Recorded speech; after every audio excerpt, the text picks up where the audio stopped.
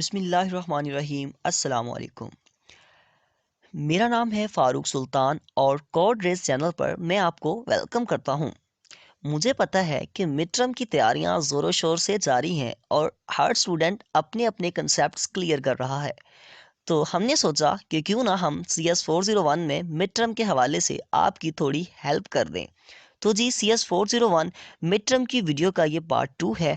Part 1 जो है वो बाद में अपलोड किया जाएगा। पार्ट 1 भी जल्द ही अपलोड कर दिया जाएगा। तो चलें CS401 के मैदान में चलते हैं और मैदान हमारा स्टार्ट होता है पेज नंबर 14 से। तो जी पहला क्वेश्चन है हमारे पास, in word designated from one screen location. देखिए यहाँ पे वन स्क्रीन लोकेशन की बात हो रही है। अच्छा, आप इसको जाके पेज नंबर 1 से भी वैसे कंफर्म कर सकते हैं, लेकिन मैं आपको एक्सप्लेन कर देता हूँ कि वन स्क्रीन लोकेशन है। तो यहाँ पे आपने दो चीज़ें याद रखनी है। ये दो तरह के MCQs इसी फाइल के अंदर पूछे गए हैं। एक ये है कि हायर एड्रेस की जब बात आएगी तो आपने बताना है हायर एड्रेस जो है वो कंटेन होता है एट्रीब्यूट बाइट पे, जबकि जो लोअर एड्रेस है वो कंटेन होता है करैक्टर कोड पे। ठीक है, वन स्क्रीन लोकेशन जो है ना उसके दो बाइट्स होते हैं। एक बाइट पे जो है वो एट्रीब्यूट होते हैं और दूसरे बाइट पे जो है वो करैक्टर कोड होता है। ठीक है, एक बाइट पे वीडियो के एट्रीब्यूट्स होंगे और दूसरे बाइट्स पे जो है वो करैक्टर कोड होगा। और वन स्क्रीन लोकेशन के दो बाइट्स होते हैं, ये आपने चीज़ याद रखनी है। अब देखिए यहाँ पे बात हो रही है हायर एड्रेस की, तो हायर एड्रेस के जो है वो कंटेन होता है एट्रीब्यूट बाइट्स पे। ठीक है, तो ये चीज़ आपने याद रखनी। जब आपसे लोअर एड्रेस के बारे में पूछा जाएगा तो आपने बताना है कि वो कंटेन होता है करैक्टर कोड पे। ठीक है, अब हम नेक्स्ट चलते हैं, देखते हैं आगे हमारे पास कौन सा MCQs है। तो देखें यहाँ पे which of the following options contain us the set of instruction to open a video window to the video memory. अच्छा जी, तो देखें यहाँ पे इस MCQs को ना आपने याद रख लेना है। पहले तो यह है कि मूव की इंस्ट्रक्शन इस्तेमाल की गई है और AX रजिस्टर के अंदर इस नंबर को, ये 0x है ना, तो 0x का मतलब है कि ये हेक्साडेसिमल नंबर है। तो इस एड्रेस को मूव कर लिया गया है AX रजिस्टर के अंदर। अच्छा जी, तो फिर क्या किया गया, फिर दूसरी इंस्ट्रक्शन के अंदर मूव ES AX। अब आप जाके पेज नंबर 81 से भी ये देख सकते हैं, लेकिन आपको वहाँ पे यही जो है वो इंस्ट्रक्शन देखने को मिलेगी, यही कोड देखने को मिलेगा, लेकिन इस कोड को एक्सप्लेन नहीं किया गया। तो देखें AX रजिस्टर है और 0x का मतलब है कि यहाँ पे ये हेक्साडेसिमल नंबर है और इस एड्रेस को AX के अंदर मूव करवा दिया गया और फिर जो है वो AX को मूव करवा दिया गया ES के अंदर। अब ES क्या है, ES can be use to access the video memory. जब हमने वीडियो मेमोरी को एक्सेस करना होता है तो हम ES रजिस्टर को इस्तेमाल करते हैं। नेक्स्ट हमारे पास, अच्छा आपने इसका ये याद रखना है कि 0xB800, 0xB800, बाकी सारा सेम है, सिर्फ ये इस चीज़ का फ़र्क है, इस एड्रेस का फ़र्क है। तो ये आपने याद रखना है 0xB800। नेक्स्ट हम देखते हैं, उसके बाद देखें, in a video memory each screen location corresponds to 1 byte. इसका लगाया नहीं गया, मैं इसका बता देता हूँ कौन सा करेक्ट है। 1 बाइट, 2 बाइट, 4 बाइट, 8 बाइट। तो देखिए इसके अंदर 2 बाइट्स होती हैं, इसका करेक्ट जो है वो 2 बाइट्स है। ठीक है, वन स्क्रीन लोकेशन मैंने ऊपर भी बताया, वन स्क्रीन लोकेशन की 2 बाइट्स होती हैं। एक बाइट के अंदर एट्रीब्यूट्स होते हैं और दूसरी बाइट्स के अंदर जो है वो करेक्टर कोड होता है। तो ये मैंने पहले भी बताया, ये आपने याद रखना है कि इसका जो करेक्ट ऑप्शन है वो 2 बाइट्स है। आई थिंक कहीं पे इसका 3 बाइट्स भी लगा हुआ है, लेकिन आपने ये याद रखना है कि इसका 2 बाइट्स है। वन स्क्रीन लोकेशन का 2 बाइट्स है। 1 बाइट के अंदर होती है एट्रीब्यूट्स और दूसरी बाइट्स के अंदर होते हैं करेक्टर कोड। नेक्स्ट देखें जी, the execution of the instructions move word ES0X0741 will print character A on the screen, background color of the screen will be। तो देखें ये मैंने जितनी भी इस तरह की इंस्ट्रक्शंस लिखी हुई है ना इस फाइल के अंदर, तो वो मैंने सारी यहाँ पे लिख दी हैं। 3 इंस्ट्रक्शंस हैं और 3 कलर के बारे में ही आपसे पूछा गया है। देखिए अगर आपसे पूछते हैं वो ये इंस्ट्रक्शन, ये वाली इंस्ट्रक्शन पूछते हैं 0x0741 के बारे में पूछते हैं, और फिर आपने क्या कहना है कि अगर तो वो 0x0741 के बारे में पूछते हैं तो उसका जो करेक्टर कलर होगा वो वाइट होगा, उसका कैरेक्टर कलर वाइट होगा, जबकि बैकग्राउंड कलर जो है वो ब्लैक होगा। तो अगर आपसे बैकग्राउंड कलर का पूछा है तो फिर आपने बता देना है कि बैकग्राउंड कलर ब्लैक है। अगर आपसे कैरेक्टर कलर का पूछते हैं, एक एमसीक्यूज में आपसे कैरेक्टर कलर का भी पूछेंगे, तो फिर उसमें आपने बता देना है कि इसका कैरेक्टर कलर जो है वो वाइट होगा। ठीक है, यहाँ पे उन्होंने बैकग्राउंड के बारे में पूछा है, तो यहाँ पे हम यही बताएंगे कि इसका बैकग्राउंड कलर जो है वो ब्लैक होगा।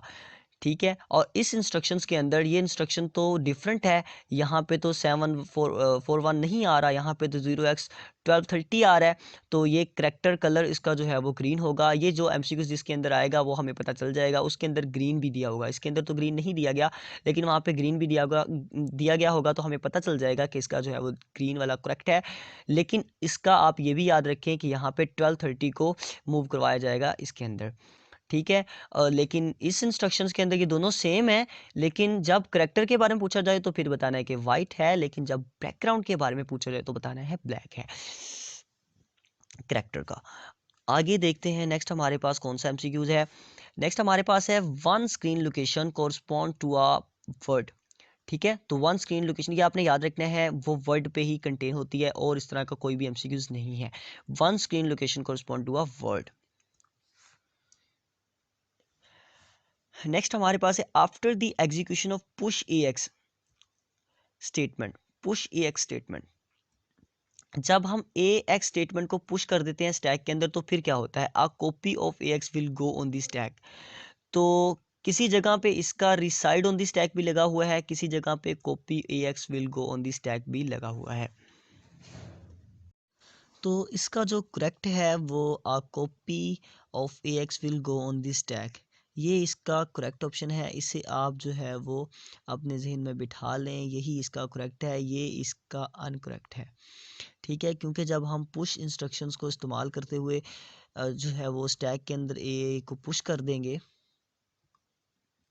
तो पहले जो है वो क्या होगा, ए की कॉपी जो है वो स्टैक में जाएगी। ठीक है, ए की कॉपी जो है वो स्टैक में जाएगी। फ़र्ज़ कर लें ये हमारे पास एक स्टैक है और हम जो है वो क्या कर रहे हैं, यहाँ से ए एक्स जो है वो पुश कर रहे हैं स्टैक के अंदर। ए एक्स के अंदर फ़र्ज़ कर लें कि पड़ा हुआ है 5, तो यहाँ पे वो ये कह रहे हैं कि इसकी जो है वो एक कॉपी स्टैक के अंदर चली जाएगी, तो यहाँ पे 5 आ जाएगा। ठीक है, यहाँ पे सिर्फ इतनी सी बात हो रही है कि A X of a copy of A X will go on the stack. Next हमारे पास जो एमसीक्यूज़ है वो बहुत ही ज़्यादा इंपॉर्टेंट एमसीक्यूज़ है। अच्छा देखें, physical address of the stack is obtained by, तो किस पे ऑब्टेन्ड होता है, S S S P combination पे। तो ये यहाँ पे S S S I combination भी है, यहाँ पे एस एस एस पी भी है, ई एस पी पी भी है और ई एस एस पी भी है। तो हमें कैसे पता चलेगा कि ये जो है एस एस और एस पी कम्बिनेशन है। चलिए मैं आपको पेंट में लेके चलता हूँ, जहाँ पे मैंने ये सारा जो है वो लिखा हुआ है। सबसे पहली बात ये कि आपको ये देखना है कि किस किस का जो है वो कम्बिनेशन होता है। ये देखें जी, हमारे पास डी एस और एस आई का कम्बिनेशन होता है आपस में, ई एस और डी आई का आपस में कम्बिनेशन होता है, एस एस सी एस और आई पी का आपस में कम्बिनेशन होता है, एस एस और एस पी का आपस में कम्बिनेशन होता है। यहाँ पे देखें एस एस जो है वो हमारे पास बेस एड्रेस है। यहाँ पे दे मैं आपको बताता हूँ, एस एस जो है वो बेस एड्रेस है और एस पी जो है वो ऑफसेट एड्रेस है। फ़र्ज़ कर लें हमारे पास एक स्टैक सेगमेंट है और ये जो इसका पहला एड्रेस होता है इसे हम बेस एड्रेस कहते हैं। स्टैक सेगमेंट का बेस एड्रेस एसएस में होगा, यानी कि ये जो एसएस है इसका जो पहला एड्रेस है जहाँ से ये स्टैक सेगमेंट स्टार्ट हो रहा है उसे हम बेस एड्रेस कहते हैं। दोबारा फिर से सुन लें, मुझे पता है आपको बात समझ नहीं आई। देखें ये हमारे पास सारा जो एक बॉक्स बना हुआ है, इसे हम नाम देते हैं स्टैक सेगमेंट का, कि ये हमारे पास स्टैक सेगमेंट है एसएस। इसका जो सबसे पहला एड्रेस है वो हमारे पास बेस एड्रेस होता है, और जहाँ पे जिस आइटम को हम एक्सेस करना चाहते हैं, फ़र्ज़ कर लें हम इस पार्ट को या इसके इस पार्ट को एक्सेस करना चाहते हैं, इस आइटम को, यहाँ पे जो आइटम पड़ी है, यहाँ पे जो नंबर पड़ा है स्टैक के अंदर, हम उसे एक्सेस करना चाहते हैं, तो हम जो है वो उसे एसपी से कहेंगे कि ये हमारे पास एसपी है, और इसे हम कहते हैं ये हमारा ऑफसेट एड्रेस है। इसे हम ऑफसेट एड्रेस कहते हैं, और इन दोनों एड्रेस को जब हम प्लस करेंगे तो हम फिजिकल एड्रेस निकाल सकते हैं। ठीक है, तो हम क्या कर सकते हैं, फिजिकल एड्रेस निकाल सकते हैं जब हम इन दोनों एड्रेसेस को प्लस करेंगे, बेस एड्रेस को, ऑफसेट एड्रेस को। अब बेस एड्रेस क्या होता है, एसएस स्टैक सेगमेंट का पहला एड्रेस, उसे हम बेस एड्रेस कहते हैं, और जिस आइटम को हम एक्सेस करना चाहते हैं उसे हम ऑफसेट एड्रेस कहते हैं। मैंने यहाँ पे लिखा भी हुआ है, स्टैक सेगमेंट का बेस एड्रेस एसएस में होगा, जिस मेमोरी लोकेशन पे पड़े हुए आइटम को आपने पॉप करना है या एक्सेस करना है, उसका ऑफसेट एड्रेस स्टैक पॉइंटर में पड़ा होगा।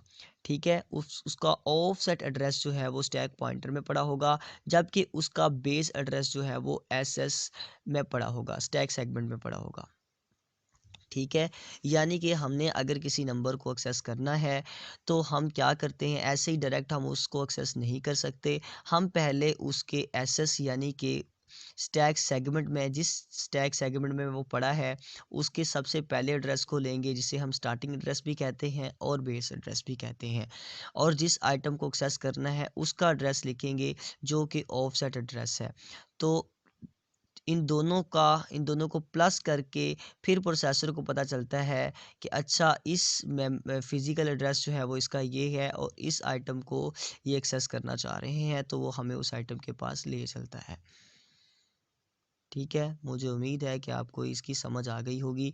बाकी मेन बात एमसीक्यूज़ के हवाले से याद रखने वाली ये है कि डीएस का कॉम्बिनेशन होता है एसआई के साथ, ईएस का कॉम्बिनेशन होता है डीआई के साथ, और सीएस का कॉम्बिनेशन होता है आईपी के साथ, और एसएस का कॉम्बिनेशन होता है एसपी के साथ। तो हमें यहाँ से पता चलता है कि एसएस का स्टैक सेगमेंट का कॉम्बिनेशन होता है स्टैक पॉइंटर के साथ। बाकी इनके बारे में भी नेक्स्ट अगर कोई क्वेश्चन हुआ तो मैं इनके बारे में भी एक्सप्लेन करूँगा। तो ये तो आपको समझ आ गया है कि एसएस का कॉम्बिनेशन होता है एसपी के साथ।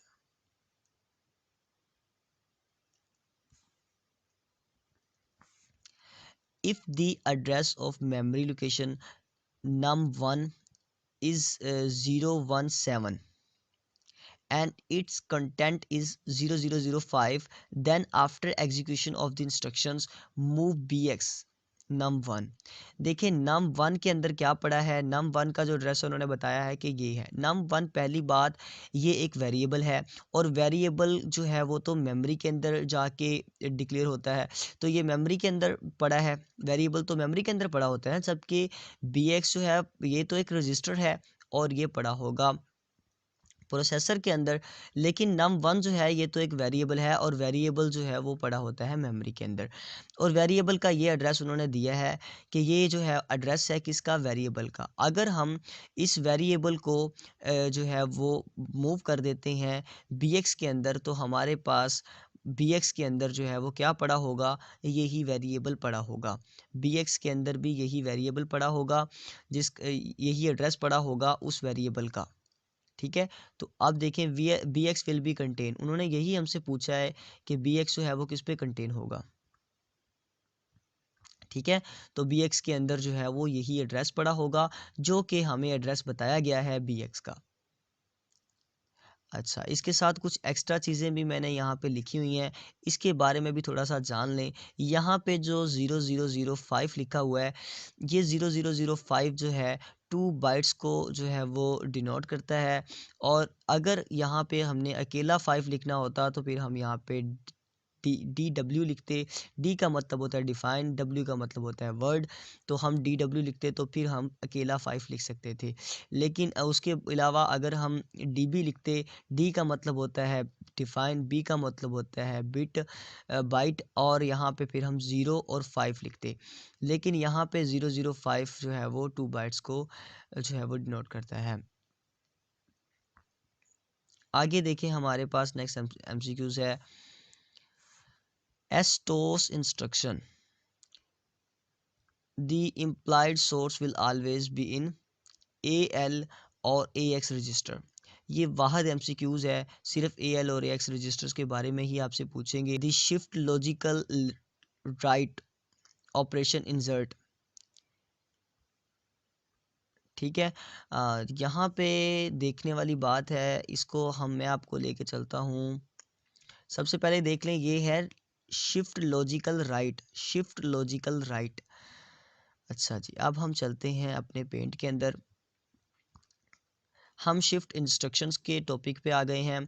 देखें यहाँ पे S H R, S H L और S A L, S A R. Shift logical right की हम बात कर रहे थे, तो एस एच आर से shift logical right, S H R से शिफ्ट लॉजिकल राइट। सबसे पहले इसमें ये समझना अब ज़रूरी है कि एल एस बी और एम एस बी क्या है। एल एस बी जो है वो राइट मोस्ट बिट है, यानी कि अगर कोई भी नंबर हमारे पास है, फ़र्ज़ कर लें ये एक नंबर हमारे पास है, इसकी सबसे जो राइट मोस्ट बिट होगी वो हम उसे कहेंगे ये हमारे पास एल एस बी है, और इसकी जो सबसे लेफ़्ट मोस्ट बिट होगी उसे हम कहेंगे ये हमारे पास एम एस बी है। तो एल एस बी यहाँ पे हमारे पास राइट मोस्ट बिट है, एम एस बी यहाँ पे हमारे पास लेफ़्ट मोस्ट बिट है। ये एल को आपने ये नहीं समझना कि ये लेफ़्ट है, बल्कि एल से मुराद यहाँ पे राइट मोस्ट बिट है, एल एस बी से मुराद यहाँ पे राइट मोस्ट बिट है, और एम एस बी जो है वो इक्वल है लेफ़्ट मोस्ट बिट के किसी भी नंबर की। और नंबर की जो सबसे मैंने बता दिया है कि राइट मोस्ट बिट होगी वो उसे हम एल एस बी कहेंगे, और जो लेफ़्ट मोस्ट बिट होगी उसे हम एम एस बी कहेंगे।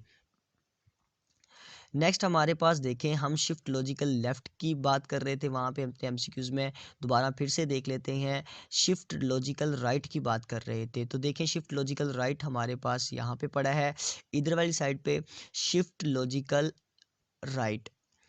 इसमें क्या होता है, सारी बिट को राइट पर शिफ्ट कर दिया जाता है, और एल एस बी के अंदर जो है वो सी एफ में चली जाती है, और एम एस बी में ज़ीरो आ जाता है। L S B C F में चली जाती है और एम एस बी में ज़ीरो आ जाता है। तो यहाँ पे वो क्या बता रहे थे, वो यहाँ पे यही बता रहे थे कि आ zero at left, a zero at left. तो एम एस बी, लेफ़्ट से मुराद एम एस बी है, एम एस बी में ज़ीरो आ जाता है। तो यहाँ पे देखें लेफ़्ट के अंदर ज़ीरो आ गया है, जबकि राइट जो है वो तो सी एफ में चला गया है।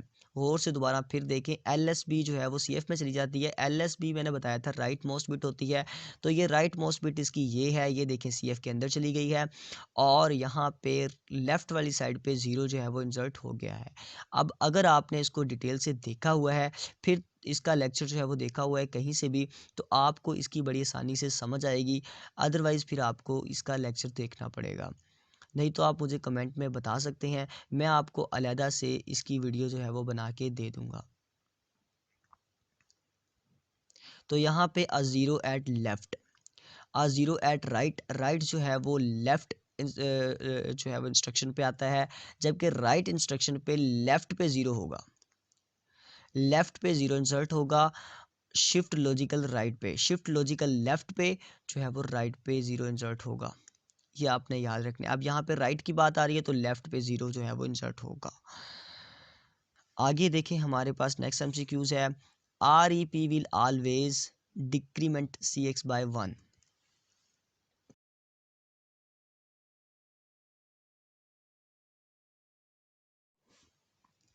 इसको भी जो है वो अलहदा से मैंने देखें, चलते हैं पेंट में, यहाँ पे चलते हैं हम। अच्छा, यहाँ पे आपने देखने और से आर ई पी, यहाँ पे बात आर ई पी की ही हो रही है, रिपीट इंस्ट्रक्शन की बात हो रही है, रिपीटेड इंस्ट्रक्शंस विल ऑलवेज।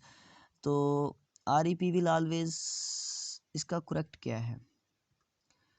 अच्छा, एक तो आपसे पूछेंगे वो आर ई टी के बारे में भी पूछ सकते हैं, ठीक है, आर ई टी के बारे में भी पूछ सकते हैं, और REP के बारे में भी पूछ सकते हैं। REP का मतलब होता है रिपीट और RET का मतलब है रिटर्न।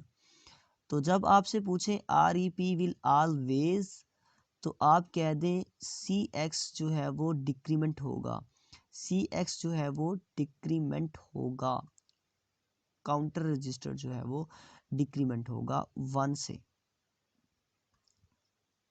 अच्छा, जब आपसे पूछे REP, तो आप REP instruction CX will be decrement then which of the following flag will be affected, तो यहाँ पे कोई भी फ्लैग अफेक्ट नहीं होता, लेकिन जो है वो CX डिक्रीमेंट हो जाता है 1 से। बाकी और कोई भी फ्लैग जो है वो इसमें फ्लैग तो होता ही नहीं है, ये तो रजिस्टर है ना। जब फ्लैग के बारे में पूछे तो आप बता दें कोई भी फ्लैग जो है वो इफेक्ट नहीं होता। अच्छा, नेक्स्ट हमारे पास जो है वो कौन सा MCQs है, ये देखें। When an item is pushed on the decrement stack, the pop of the stack is the first decrement and then element copied on the stack। यहाँ पे थोड़ी सी बात आप क्लियर कर लें कि जब आपसे वो कहें पुश के बारे में बात करें, तो आप कहें top of the stack is first decrement then copy, first decrement then copy. Push की बात हो रही है ना, तो आप यहाँ पे कहेंगे top of the stack is first decrement, पहले कम होगा फिर कॉपी होगा, पहले कम होगा फिर कॉपी होगा। जबकि जब पॉप की बात करें, जो है वो पॉप की बात करें, जब यहाँ पे तो पुश की बात हो रही है ना, यहाँ पे तो बात ही पुश की हो रही है, लेकिन जब पॉप की बात करें तो फिर आप कहें top of the stack is first copy then increment. यहाँ पे तो पहले कम हो रहा है फिर कॉपी हो रहा है, लेकिन यहाँ पे पहले कॉपी हो रहा है पॉप के अंदर और फिर जो है वो बढ़ रहा है। ठीक है, पहले कॉपी हो रहा है और फिर जो है वो बढ़ रहा है, लेकिन यहाँ पे पुश के अंदर पहले जो है वो कम होता है और फिर कॉपी होता है। तो ये आपने याद रखना है, first decrement and then element copied on the stack. ठीक है, तो इसका यही करेक्ट है। और इन दोनों के ये दोनों ही दो तरह से आपको कंफ्यूज कर सकते हैं, जब आपसे पुश का पूछ सकते हैं और आपसे पॉप का पूछ सकते हैं। पुश का पूछे तो आप कह दें कि top of the stack is first decrement then copy, और जब पॉप का पूछे तो कह दें top of the stack first copy then increment. Next हमारे पास MCQs है। Assembler, the CX register is used normally as register। Assembler जो है वो CX तो हमें पता है काउंटर रजिस्टर को कहते हैं, तो यहाँ पे आएगा ही काउंटर, बाकी और कुछ भी नहीं आएगा। CX register is normally as a counter register. CX को कहते ही काउंटर रजिस्टर हैं, तो ये इसका करेक्ट है। नीचे आए, विच इज़ यूनिडायरेक्शनल बस, कौन सी बस जो है वो यूनिडायरेक्शनल बस है। ये देखें, हम बस वाले टॉपिक के अंदर चलते हैं, कहाँ पे था, यहीं पे था मेरे ख्याल से। हाँ जी, तो देखें हमारे पास अगर हम टाइप्स ऑफ बस को देखें तो हमारे पास दो तरह की बसेस होती हैं, दो तरह की हमारे पास बसेस होती हैं। यहाँ पे अगर आपको नज़र आ रहा है, दो तरह की हमारे पास बसेस होती हैं, एक हमारे पास इंटरनल बस होती है, एक हमारे पास एक्सटर्नल बस होती है। इंटरनल बस की भी आगे फर्दर 3 टाइप्स हैं। डाटा बस है, उसके बाद कंट्रोल बस है, एड्रेस बस है। डाटा बस को हम जो है वो बोथ डायरेक्शनल होती है ये, और जबकि कंट्रोल बस जो है वो बाई डायरेक्शनल होती है, और जबकि एड्रेस बस जो है वो यूनी डायरेक्शनल होती है। तो देखें, अच्छा मैं पहले ये एक्सप्लेन करना भूल गया कि इंटरनल बसेस कौन सी होती हैं और एक्सटर्नल बसेस कौन सी होती हैं। तो ये भी देख लेते हैं। इंटरनल बसेस को जब हमें प्रोसेसर और रैम के दरमियान कम्युनिकेशन करवानी होती है तो उसके लिए इंटरनल बस का इस्तेमाल करते हैं, और जब जो है वो हमें रैम और इनपुट आउटपुट डिवाइसेस यानी कि पेरिफेरल्स के साथ कम्युनिकेशन करवानी होती है प्रोसेसर की, तो उसके लिए हम जो है वो इंटरनल बसेस का इस्तेमाल करते हैं। अच्छा, ये रैम से इनपुट आउटपुट के दरमियान कम्युनिकेशन करवानी है तो एक्सटर्नल बसेस को इस्तेमाल किया जाता है, और जब प्रोसेसर और रैम के दरमियान कम्युनिकेशन करवानी होती है तो इंटरनल बसेस का इस्तेमाल किया जाता है। और इंटरनल बसेस हमारे पास तीन है: डाटा बस, कंट्रोल बस और एड्रेस बस। डाटा बस जो है वो बहुत डायरेक्शनल होती है, और कंट्रोल बस भी जो है वो बहुत डायरेक्शनल होती है, यानी कि बाई डायरेक्शनल होती है। और एड्रेस बस ऐसी बस है जो कि यूनी डायरेक्शनल होती है।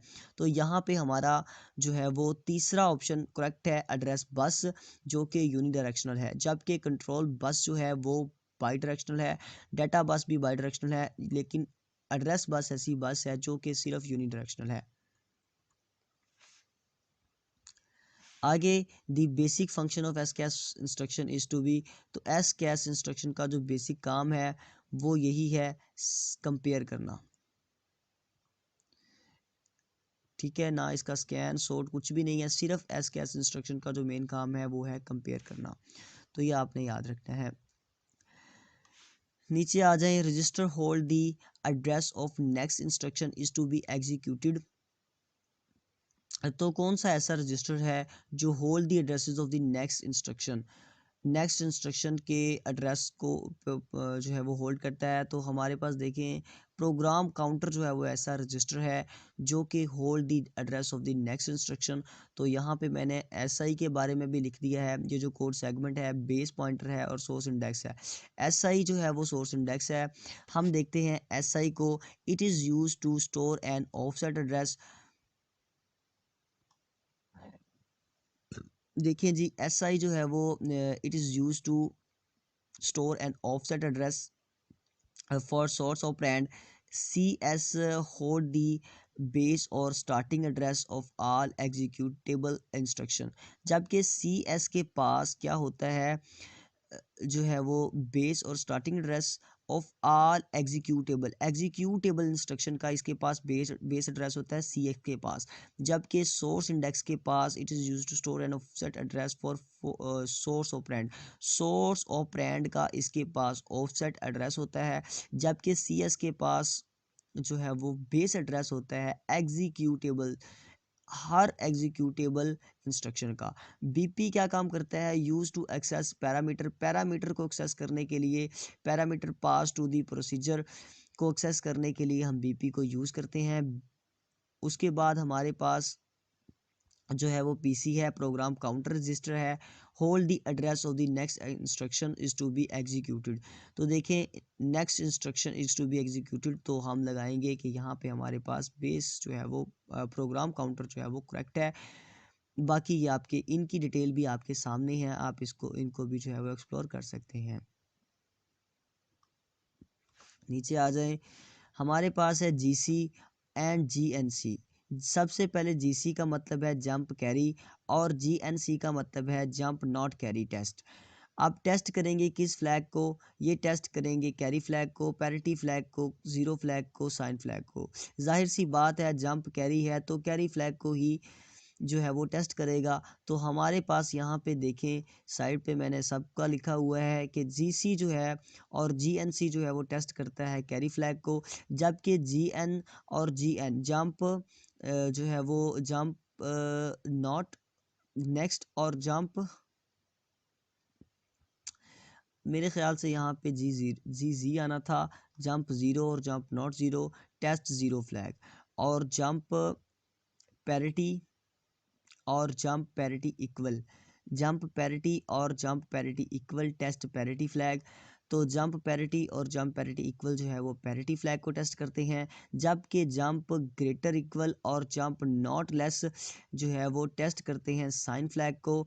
और यहाँ से आपको बात वाज़ह हो जाती है कि जंप कैरी जो है और जंप नॉट कैरी जो है वो टेस्ट करेंगे कैरी फ्लैग को।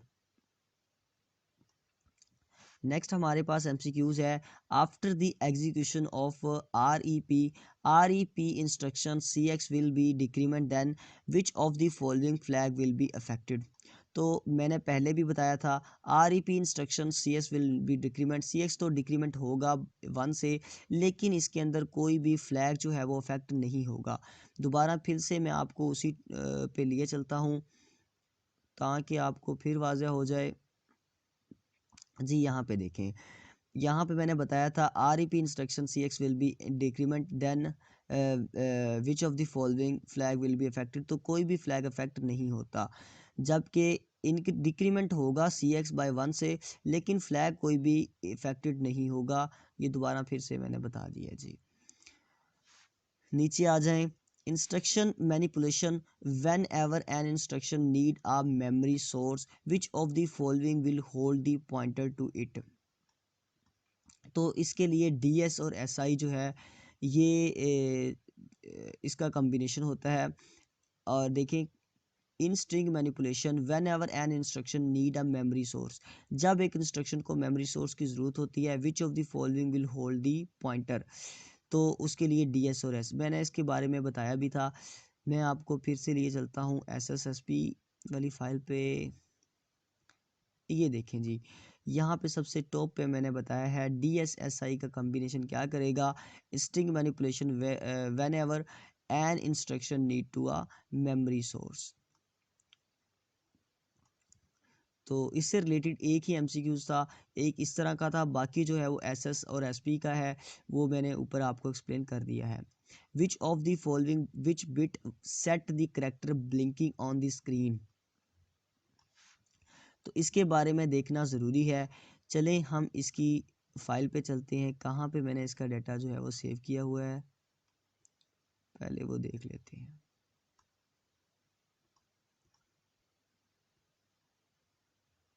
जी देखें, यहाँ पे आप इसे देखें और अपने क्वेश्चन को दोबारा से फिर अब हम जाके देखते हैं। देखिए ये हमारे पास क्वेश्चन है, which bit set the character blinking on the screen, the character blinking on the screen, blinking की बात हो रही है, तो देखें 7 इसका करेक्ट है क्या। बाकी भी हम देख लेते हैं। हमारे पास यहाँ पे देखें 0 से लेकर 7 तक है, और ये 8 बिट है, और 0 से लेकर जो 2 यानी कि 3 बिट जो है वो फोरग्राउंड कलर है, और 3 बिट यानी कि 4 5 6 से लेकर उनका जो है वो बैकग्राउंड कलर है। आ, यहाँ से आप ये याद रख सकते हैं इसको ऐसे, बी को भूल जाएं, छोड़ दें, या आप ब्लिंकिंग से ही याद रखें, लेकिन यहाँ से आप याद रखें RGB 654 RGB, फिर उसके बाद आता है एक कलर इंटेंसिटी, और उसके बाद फिर RGB तो आपको याद होगा। RGB जो है, अगर आपने ग्राफिक डिज़ाइनिंग की है, या आपने जो है वो वेब डेवलपमेंट या वेब डिज़ाइनिंग के बारे में पढ़ा हुआ है, तो फिर आपको RGB का तो पता होगा कि 3 कलर्स का पेयर होता है हमारे पास ग्राफिक्स में, और R का मतलब रेड है, G का मतलब ग्रीन, और B का मतलब ब्लू। RGB से इसको आप याद रख सकते हैं, और यहाँ पे भी आप RGB से याद रख सकते हैं। ये जो 2 1 और 0 है, यानी कि 0 1 2 जो RGB है, इसमें कलर जो है वो फोरग्राउंड होगा, और जबकि ये 4 5 6 6 5 4 जो RGB है, इसमें कलर जो है वो बैकग्राउंड होगा। ये मेन प्रॉब्लम है कि हमें भूल जाता है कलर बैकग्राउंड था या फोरग्राउंड था। तो आप ये याद रखें 654 जो RGB है उसका कलर जो है वो बैकग्राउंड होगा, और 210 जो RGB है उसका कलर जो है वो फोरग्राउंड होगा। अच्छा, नेक्स्ट हमारे पास 7 का जो है वो blinking of the foreground tractor, तो ये आप यहाँ से देख लें, blinking of the foreground tractor, जबकि 5 जो है वो रेड कंपोनेंट है, ग्रीन जो है वो ग्रीन कंपोनेंट है 5, और 4 जो है वो blue component of background colour, और 3 जो है वो intensity component of foreground colour, और R210 जो है ये RGB कंपोनेंट्स हैं और फोरग्राउंड कलर है इनका। यही इनके बारे में एक दो कन्फ्यूजन है बैकग्राउंड कलर की और फोरग्राउंड कलर की, वो मैंने आपको बता दिया है। 654 से आप याद रखें, रेड ग्रीन ब्लू, और ये आपके बैकग्राउंड कलर होंगे, और आगे आप RGB 210 से याद रखें, ये आपके फोरग्राउंड कलर होंगे।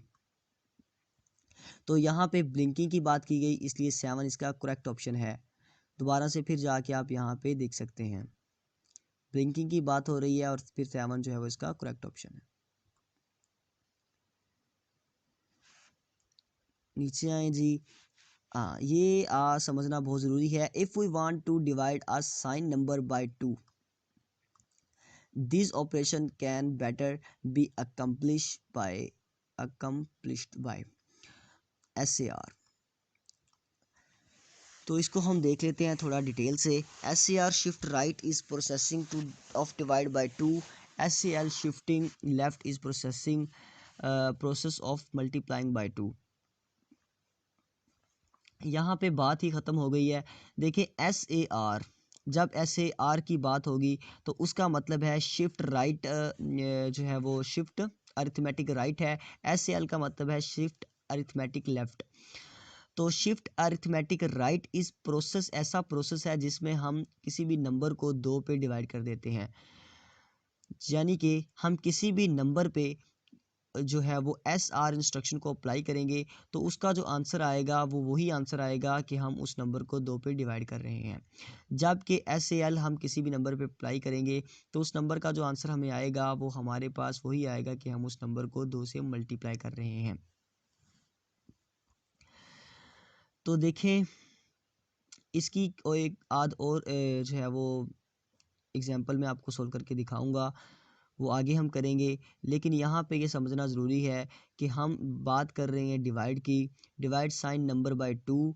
तो किस इंस्ट्रक्शन के अंदर हम जो है वो नंबर को डिवाइड कर देते हैं 2 से, तो वो कौन सी इंस्ट्रक्शन है?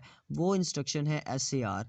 लेकिन अगर यहाँ पे मल्टीप्लाई की बात होती तो फिर इंस्ट्रक्शन थी एस ए एल और एस एच एल। इन दोनों में से कोई भी इंस्ट्रक्शन हो सकती थी। ये दोनों सेम है, दोनों ही एक जैसी हैं, दोनों के दो यानी कि एक ही इंस्ट्रक्शन के दो नाम हैं। अगर यहाँ पे मल्टीप्लाई की बात होती तो फिर ये करेक्ट था, और अगर यहाँ पे अब चूंकि बात ही डिवाइड की हो रही है तो S A R shift arithmetic right इसका करेक्ट ऑप्शन है।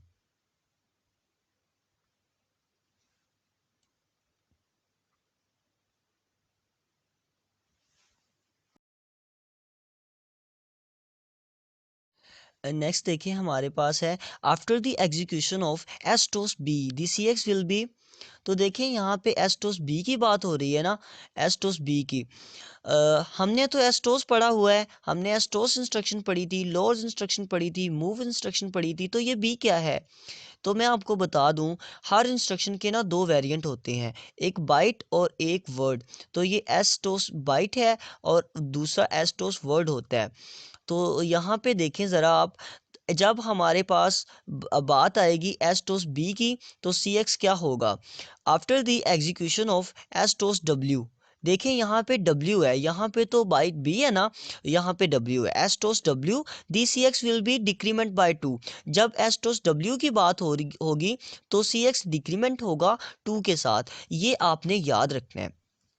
उसके बाद देखें STOS W, STOS B byte instruction when DF is set is SI is decrement by 1। यहाँ पे तो मैंने ऐसा ही लिखा हुआ है ना, ये भी एक एमसीक्यूज है। ठीक है, अभी इस वक्त आप इसे भूल जाएं, आप सिर्फ ये देखें जब हमारे पास वो एस्टोस डब्ल्यू की बात करेंगे तो जो है वो सी एक्स डिक्रीमेंट होगा 2 के साथ। लेकिन जब एस्टोस बी की बात करेंगे तो सी एक्स जो है वो डिक्रीमेंट तो होगा लेकिन 1 के साथ डिक्रीमेंट होगा। तो इसका ये वाला करेक्ट ऑप्शन है जो कि नहीं लगा हुआ। C option is the correct option of this MCQs. अब देखें एस्टोस डब्ल्यू है, एस्टोस बी है, तो सी एक्स जो है वो डिक्रीमेंट होगा 1 के साथ। अगर डब्ल्यू होता तो डिक्रीमेंट होना था सी एक्स 2 के साथ, ये आपने याद रखना है। नेक्स्ट एमसीक्यूज पे चलते हैं हम। हमारे पास है ईच स्क्रीन लोकेशन कोरस्पॉन्ड, ये तो देखें रिपीट हुआ है। हर स्क्रीन लोकेशन के अंदर जो है वो कोरस्पॉन्ड होता है वर्ड से, और लोअर बाइट पे क्या होता है? This word contain, lower byte पे जो है वो एड्रेस, किसका एड्रेस होता है? कोड का। और जबकि हायर बाइट पे जो है वो कंटेन एट्रीब्यूट्स। तो ये मैंने पहले भी आपको स्टार्टिंग का मेरे ख्याल से ये एमसीक्यूज था, वहाँ पे मैंने आपको बताया था बड़ी डिटेल से।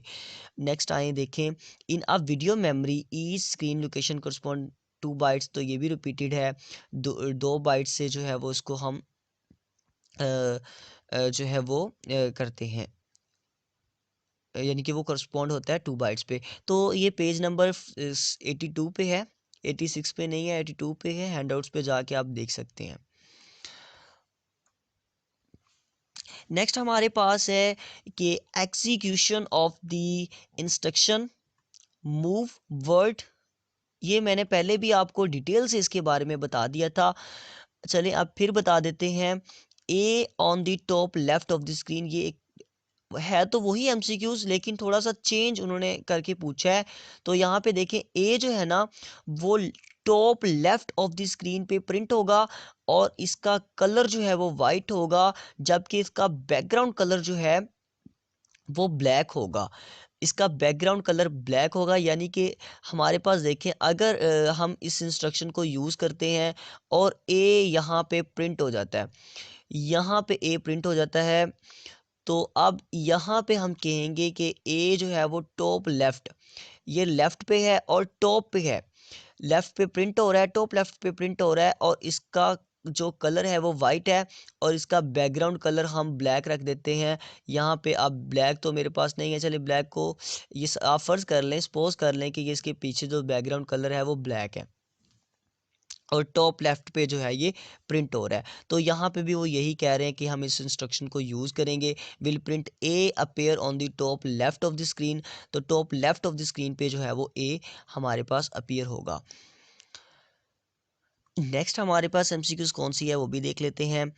After the execution of push A x, जब हम ए एक्स को पुश कर देते हैं स्टैक के अंदर, तो फिर क्या होगा, ए एक्स की कॉपी जाएगी। ये मैंने पहले भी बताया था, अब फिर इसको मैं हाईलाइट कर देता हूँ। देखें, A X copy, a copy of A X will go on the stack, ये आप याद रखें कि ए एक्स की कॉपी जाएगी स्टैक के अंदर जब पुश ए एक्स की बात करेंगे। ठीक है, आफ्टर द एग्जीक्यूशन, इस स्टेटमेंट के की एग्जीक्यूशन के बाद क्या होगा कि ए एक्स की कॉपी जो है वो जनरेट होगी और वो स्टैक में जाएगी। बस यही इसका जो है वो करेक्ट ऑप्शन है। ऑप्शन बी इसका करेक्ट है, ए करेक्ट नहीं है। आगे देखें, if D is 35 is shift to left 2 bit the new value, तो इसकी न्यू वैल्यू क्या होगी। वैसे तो आपको करना ये चाहिए, चलिए मैंने वैसे ही एमसीक्यू सोल्व तो किया हुआ है, वो मैं आपको दिखा देता हूँ। यहाँ से पहले थोड़ा सा समझ लें कि हमारे पास वैल्यू 35 है, वैल्यू 35 है और हमने 2 बिट लेफ़्ट की तरफ जाना है, 2 बिट लेफ़्ट की तरफ हमने जाना है, और यहाँ पे शिफ्ट लेफ़्ट जो है वो इंस्ट्रक्शन को यूज़ करना है और 2 बिट लेफ़्ट की तरफ हमने जाना है। सबसे पहले आप ये याद रखें, एस से आर में शिफ्ट अरिथमेटिक राइट में क्या होता है, 2 पे डिवाइड किया जाता है, और शिफ्ट अरिथमेटिक लेफ़्ट में क्या होता है कि हम 2 से मल्टीप्लाई करते हैं। अब हम पेंट में चलते हैं और उस इंस्ट्रक्शन को जाके देखते हैं कि कहाँ पे मैंने वो सॉल्व की हुई है, ताकि मैं आपको आसानी से वहाँ पे समझा सकूँ। हाँ जी, अब इसको देख लें और इस क्वेश्चन को देख लें। 35 नंबर है और 2 बिट लेफ़्ट की तरफ कर दो, और शिफ्ट लेफ़्ट इंस्ट्रक्शन को इस्तेमाल करते हुए, चाहे वो आप अरिथमेटिक करो या लॉजिकल करो, लेकिन लेफ़्ट की तरफ आपने 2 बिट को कर देना है।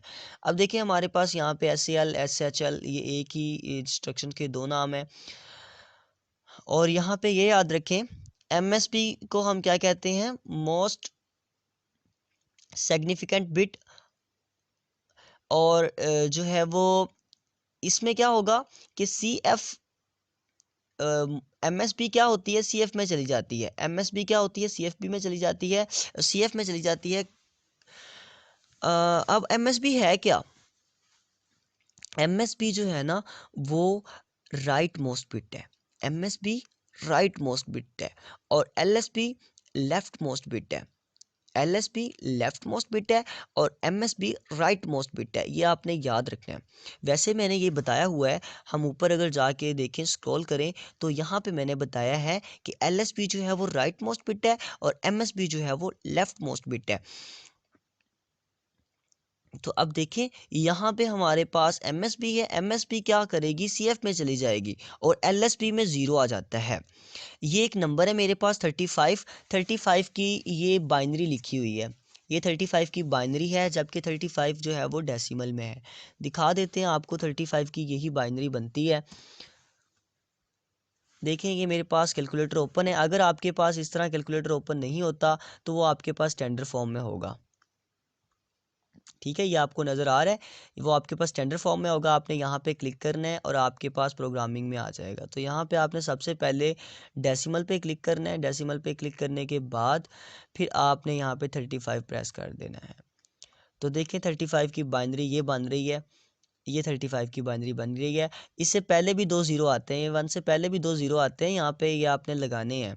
ये नहीं लगाएंगे फिर आपकी जो है ना वो आंसर करेक्ट नहीं आएगा। देखिए यहाँ पे नीचे ज़ीरो आ रहे हैं ना, तो यहाँ पे ज़ीरो नहीं आ रहे, यहाँ पे ज़ीरो आ रहे हैं, तो आपने ये ज़ीरो भी लगाने हैं। बिल्कुल यही बाइनरी आपने उठा के यहाँ पे पेस्ट कर देनी है।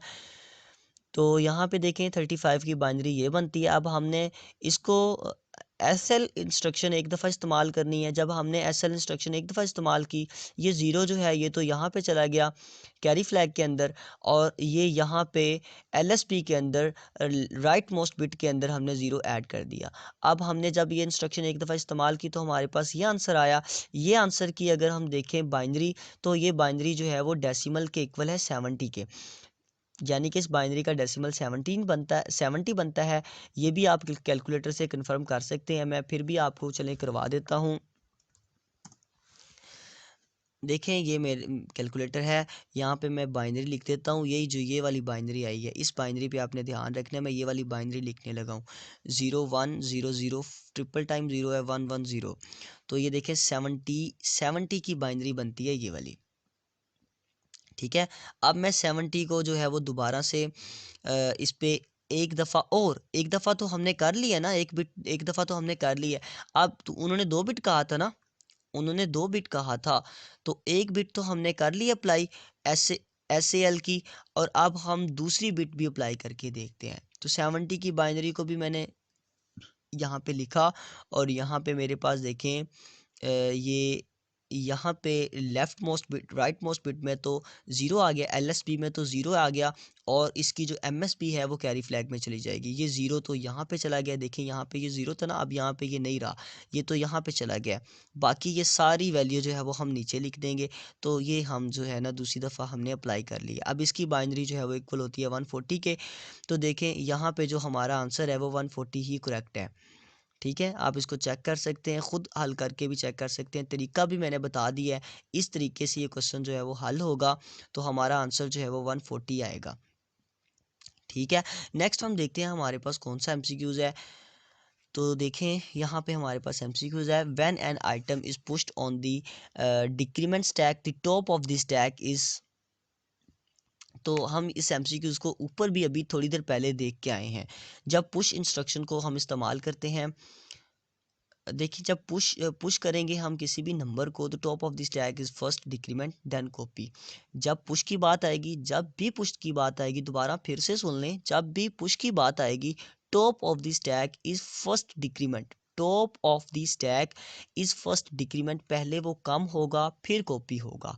जब पुश की बात आएगी पहले वो कम होगा फिर कॉपी होगा, और जब पॉप की बात आएगी पहले जो है वो एलिमेंट कॉपी होगा, पहले एलिमेंट कॉपी होगा फिर इंक्रीमेंट होगा। तो यहाँ पे बात आ रही है पुश की, और फिर हमें पता चल जाए कि पहले जो है वो एलिमेंट क्या होगा, कॉपी होगा, फिर जो है वो पहले डिक्रीमेंट होगा फिर कॉपी होगा। यहाँ पे पुश की बात आ रही है, पहले एलिमेंट जो है वो डिक्रीमेंट होगा देन कॉपी होगा। अगर पॉप की बात आती तो पहले एलिमेंट जो है वो कॉपी होना था, और फिर जो है वो एलिमेंट ने इंक्रीमेंट होना था। अब नीचे आ जाएं, हमारे पास एमसीक्यूज़ है। After the execution of R E P की एग्जीक्यूशन के बाद इंस्ट्रक्शन सी एक्स, ये सी एक्स से मुराद यहाँ पे काउंटर रजिस्टर है, will be decrement, then which of the following flag will be affected. तो कौन सा फ्लैग अफेक्ट होगा, कोई भी फ्लैग अफेक्ट नहीं होगा। और यहाँ पे ये फ्लैग्स के नाम मैंने लिखे हुए हैं, ये आप जो है वो इनको इनके नाम भी याद रखें। हर एक फ्लैग के, हर एक रजिस्टर के कितने टाइप्स के रजिस्टर्स होते हैं हमारे पास असेंबली लैंग्वेज में, तो ये जो है वो सारे इनके नाम आप याद रखें। बाकी रही बात आरईपी की, तो इसमें कोई भी फ्लैग अफेक्ट नहीं होता। इसके 3-4 एमसीक्यूज इसी फाइल के अंदर उन्होंने रिपीट किए हैं, तो ये आपने याद रखना है कि इसमें कोई भी फ्लैग अफेक्ट नहीं होगा।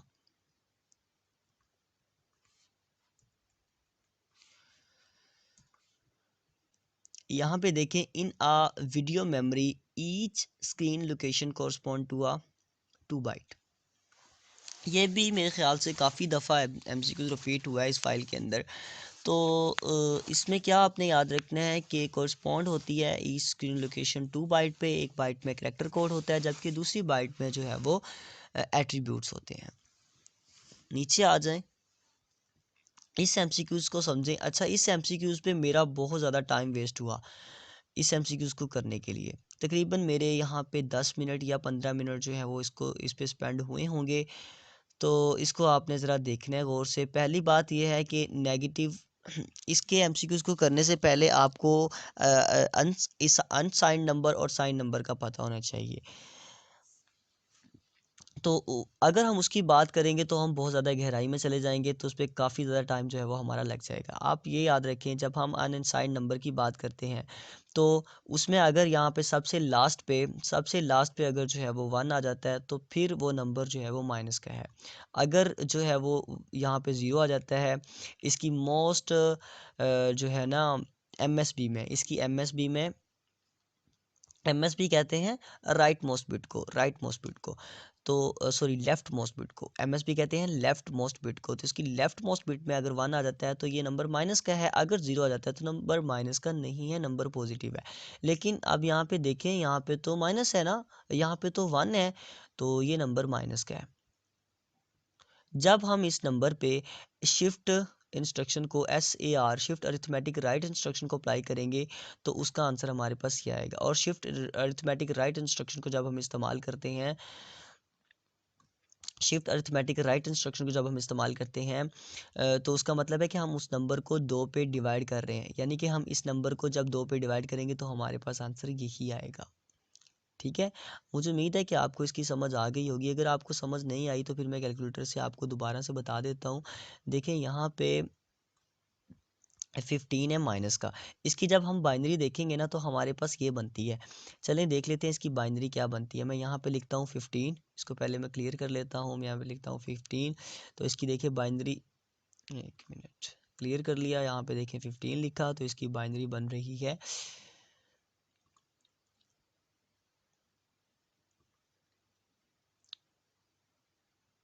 डेसिमल 15। क्यों मल्टीप्लाई कर रहा है, एक मिनट सर।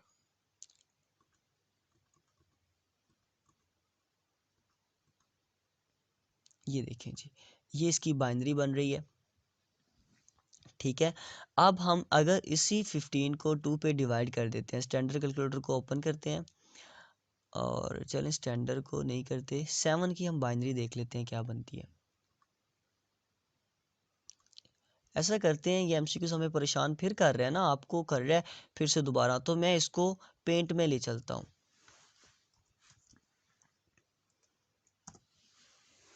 चलें जी, अब हमने पेंट ओपन कर लिया है। उसी एमसीक्यूज़ को हम यहाँ पे पेंट में हल करेंगे और मैं इस एमसीक्यूज़ को अब आपको हल करके दिखाऊंगा।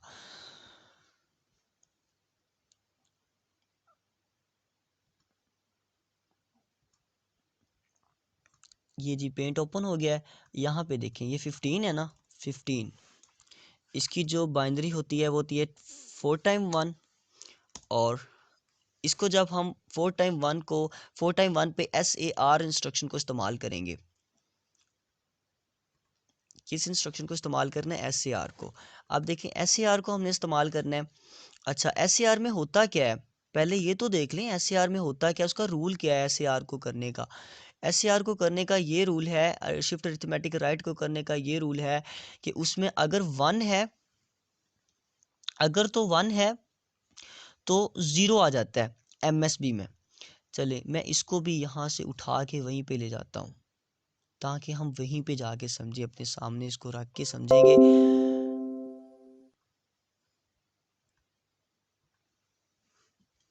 यहाँ पे आए जी, ये देखें, SAR इंस्ट्रक्शन को तो इस्तेमाल करना है, SAR इंस्ट्रक्शन को इस्तेमाल करना है इस नंबर पे। और इस नंबर पे हम कैसे इस्तेमाल करते हैं अभी देखें, आपके सामने इस्तेमाल होगा।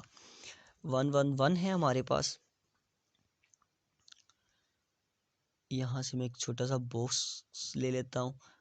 देखें, LSB, LSB कहते हैं राइट मोस्ट बिट को। LSB कहते हैं राइट मोस्ट बिट को, तो LSB कैरी फ्लैग में चली जाती है, लिहाजा हम राइट की तरफ एक बॉक्स जो है वो बनाएंगे, रेड कलर का बॉक्स बना देते हैं जी यहाँ पे, ये हमारा कैरी फ्लैग है। अब ये यहाँ पे जो है वो आप ये समझे कि यहाँ पे 1 नहीं रहा, ये 1 यहाँ पे चला गया, ये वाला 1 यहाँ पे चला गया, यहाँ पे 1 नहीं रहा, इस 1 को उठा के हमने कैरी फ्लैग में फेंक दिया। अब यहाँ पे 0 इंसर्ट हो जाएगा, क्योंकि यहाँ पे 0 इंसर्ट होगा या 1 इंसर्ट होगा ये भी देखना बाकी है। देखिए अगर MSB के अंदर, MSB कहते हैं लेफ्ट मोस्ट बिट को, अगर MSB के अंदर 1 है, MSB के अंदर अगर 1 है तो फिर 0 आएगा, अगर 0 है तो फिर 1 आएगा। यहाँ पे 1 है ना MSB के अंदर, देखें 1 है, तो हम यहाँ पे अब 0 इंसर्ट कर देंगे, तो यहाँ पे बिल्कुल यहाँ पे क्या आ जाएगा, 0 आ जाएगा। देखें जी यहाँ पे 0 आ जाएगा, तो रेड कलर से हम यहाँ पे 0 इंसर्ट कर लेते हैं, यहाँ पे 0 आ जाएगा। ये देखें आगे, अब हमारे पास नंबर जो बचा है सही वाला वो ये बचा है 0111। अब 011 की जो डेसिमल वैल्यू है वो है 7, ठीक है, 011 की डेसिमल वैल्यू 7 है। आपको नहीं यकीन आ रहा, चलें अभी हम देख लेते हैं 011 की जो वैल्यू है वो कौन सी है। देखिए मैं यहाँ पे लिखता हूँ 011, ये डेसिमल का 7 ही लिख देता हूँ मैं यहाँ पे, तो देखें ये मेरे पास कौन सी वैल्यू आ गई, यहाँ पे देखें नीचे आपको नज़र आ रही है बाइनरी की डेसिमल वैल्यू 7 है, नीचे बाइनरी की वैल्यू 011 ट्रिपल टाइम 1 है, तो ये देखें ठीक है। तो यहाँ पे देखें इसका करेक्ट जो है वो 7 होगा। अब हम यहाँ पे लगा देंगे जी इसका करेक्ट 7 होगा, -7 नहीं होगा, वजह ये है यहाँ पे 0 है, और अगर अनअसाइंड नंबर में एंड पे 0 हो, यानी कि उसकी MSB में 0 हो, तो फिर वो नंबर पॉजिटिव होता है, अगर 1 हो तो नंबर नेगेटिव हो। देखें यहाँ पे 1 था ना तो 15 नेगेटिव का था, लेकिन यहाँ पे 0 है तो 15 जो है वो, जो 7 है वो पॉजिटिव होगा। अब हम नेक्स्ट देख लेते हैं, हमारे पास MCQs है। Move AX has 2 operand, AX has 2 operand, तो मूव्स AX हैज़ 2 ऑपरेंड यहाँ पे बिल्कुल ठीक। अब देखें यहाँ पे AX भी एक ऑपरेंड है, 5 भी एक ऑपरेंड है, तो यहाँ पे तो 2 ऑपरेंड है, इसलिए हम कहेंगे कि इसके अंदर 2 ऑपरेंड है। जबकि कि जो मूव है ये तो ऑप कोड है, ये तो ऑपरेशन कोड है, और AX एक सोर्स ऑपरेंड है, 5 जो है वो एक डेस्टिनेशन ऑपरेंड है, तो इस इंस्ट्रक्शन के अंदर 2 ऑपरेंड हुए। यही उन्होंने कहा है कि कितने ऑपरेंड है, तो ये 2 ऑपरेंड है। नेक्स्ट हम देखें हमारे पास आगे क्या है। अब मैं अपना जो है ना ये चेंज कर लेता हूँ, रेड कर लेता हूँ।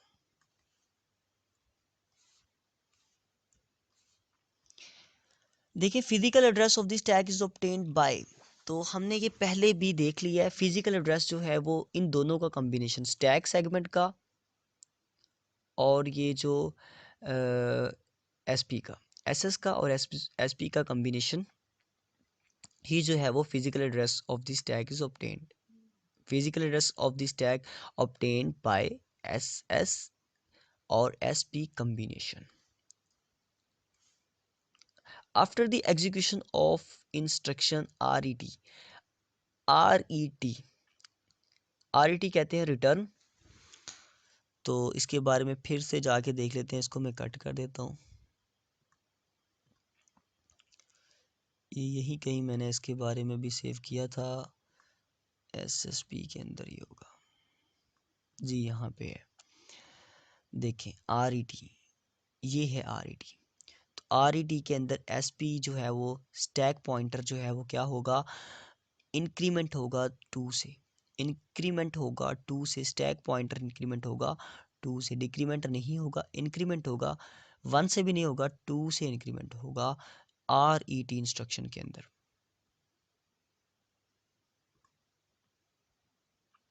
तो यहाँ पे हम बता देंगे जी SP is increment by 2।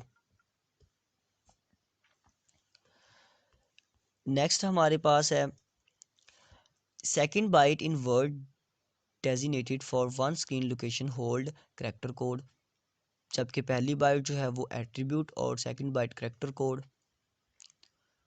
REP will always decrement by 1। ये MCQs भी रिपीटेड है। यहाँ पे देखें, अभी हम इसको सॉल्व करके आए थे। CX by decrement by 1 REP repeat instruction के अंदर। इससे नेक्स्ट हमारे पास है काफ़ी ज़्यादा MCQs इसके अंदर तो रिपीटेड ही हैं। बेसिक फंक्शन एस कैस इंस्ट्रक्शन इज कंपेयर। ठीक है, एस कैस इंस्ट्रक्शन का जो बेसिक फंक्शन है वो कंपेयर करना है और सब्सट्रैक्शन करना है। तो ये भी आई थिंक रिपीटेड है। आगे देखें, index register are use to store. Index register जो है वो यूज़ किया जाता है स्टोर करने के लिए एड्रेसेस को स्टोर करने के लिए इंडेक्स रजिस्टर को हम इस्तेमाल करते हैं। नेक्स्ट आ जाएं, the bit of the dash work independently and individually. तो index register work with DS। अच्छा, यहाँ पे इसका आंसर फ्लैग रजिस्टर है। तो पहले हम फ्लैग रजिस्टर को ही देख लेते हैं। फ्लैग रजिस्टर जो है वो कंटेन होता है 16 बिट पे, और flag register is a single bit whose meaning is independent from any other bit. Flag register जो है वो एक सिंगल बिट रजिस्टर है whose meaning is independent from any other bits. जबकि इंडेक्स रजिस्टर जो है वो वर्क विद DS, ये DS के साथ वर्क करता है। बेस रजिस्टर के बारे में हम ये याद रख सकते हैं कि contain the address of the other memory location, इसकी ये खासियत है। अकोमोलेटर जो है वो अरिथमेटिक और लॉजिकल ऑपरेशंस के लिए इसको इस्तेमाल किया जाता है, जबकि फ्लैग रजिस्टर जो है वो वर्क इंडिपेंडेंटली एंड इंडिपेंडेंटली भी वर्क करता है और इंडिविजुअली भी वर्क कर सकता है। आगे देखते हैं हम। नेक्स्ट टाइम बहुत ज़्यादा जो है वो आपका ले लिया मैंने। To convert any digit to its ASCII representation. किसी भी डिजिट को हम आस्की रिप्रेजेंटेशन के अंदर, अच्छा ये चीज़ मुझे पता चली आस्की टेबल से। मैं सबसे पहले तो आपको आस्की टेबल दिखाता हूँ, फिर मैं बताऊँगा कि ये मैंने क्या लिखा है। सबसे पहले हम चलते हैं आस्की टेबल पे। आस्की टेबल मैंने लिखा हुआ है यहाँ पे जी, ये मेरे पास आस्की टेबल है। देखिए, एक करैक्टर है, एक करैक्टर का हेक्साडेसिमल वैल्यू क्या बनती है करैक्टर की, वो हमारे पास बनती है 0x61। 0x61, 0x का मतलब है कि ये एक हेक्साडेसिमल नंबर है, और 61 इसका जो है वो कोड है, हेक्साडेसिमल कोड है किसका, ए करैक्टर का। जबकि ज़ीरो करैक्टर का देखें तो ज़ीरो करैक्टर का ये कोड बनता है जो आपके सामने है। ठीक है, आप देखें यहाँ पे वो यही पूछ रहे थे, convert any digit to its ASCII code representation. तो 0x30 इन डिजिट, डिजिट के बारे में पूछे ना, डिजिट ज़ीरो को कहते हैं, ज़ीरो से स्टार्ट होते हैं। तो ज़ीरो डिजिट का जो आस्की कोड है वो हमारे पास ये है, जबकि एक करैक्टर का आस्की कोड हमारे पास ये है 0x61। आए अब नेक्स्ट देख लेते हैं। हमारे पास है when 32 bits number is divided by 16 bit number. जब हम 32 बिट का नंबर जो है वो डिवाइड करते हैं 16 बिट पे, द क्वोशंट इज ऑफ। तो क्वोशंट जो है वो उसका 16 बिट होगा। यहाँ पे देखें, मैं अपना ये चेंज कर लेता हूँ marker colour. The first from divides a 32-bit number in DXAX by its 16-bit. आगे operand and stores the 16 quotients in AX and the 16 remainder in DX. देखें, अगर DX AX हम जो है वो इस उसको लगा के इंस्ट्रक्शन को हम जो है वो 32 बिट को डिवाइड करवा रहे हैं 16 बिट पे, तो यहाँ पे जो 16 बिट है वो क्वोशंट होगी, और जो है वो DX के अंदर रिमाइंडर होगा, वो भी 16 बिट का। तो second form divides a 16 bit number in AX by its 8 bit. अगर जो है वो 16 बिट को हम डिवाइड करवा रहे हैं तो 8 बिट के अंदर जो है वो क्वोशंट होगा, और अगले 8 बिट के अंदर जो है वो क्या होगा, रिमाइंडर होगा। अब AL के अंदर क्वोशंट आएगा, ये भी बात आपने याद रखनी है। AL के अंदर ठीक है।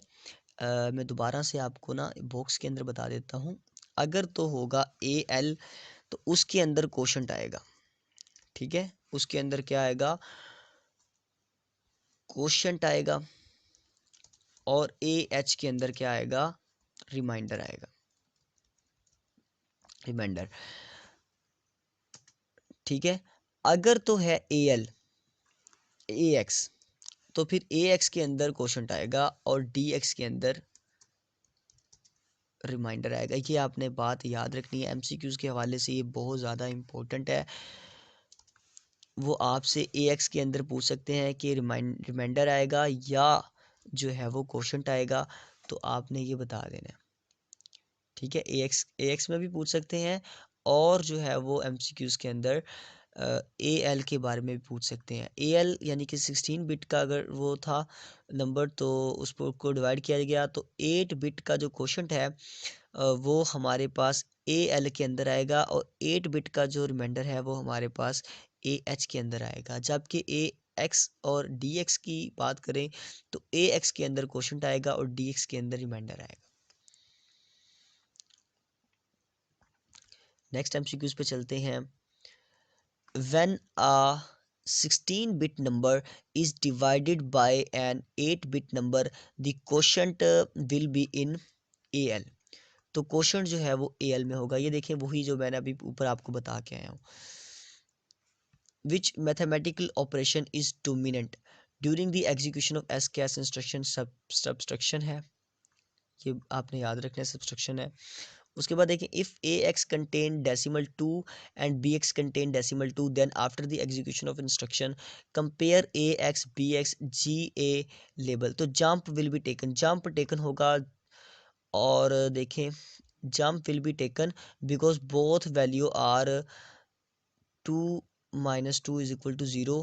आंसर जो है वो 0 आएगा तो जंप तो टेकन होगा। फिर अगर आंसर ज़ीरो ना आता फिर जंप नहीं ले होना था, लेकिन अब चूंकि ज़ीरो आ गया है तो इसलिए ये जो है वो जंप तो टेकन होगा। यहाँ पे देखिए मैंने लिखा भी है jump will be taken because both values are equal. तो यहाँ पे जंप विल बी टेकन जो है वो उसका करेक्ट है। कुछ के अंदर ये भी लिखा हुआ है jump will be not taken, तो वो करेक्ट नहीं है। यही करेक्ट है कि jump will be taken.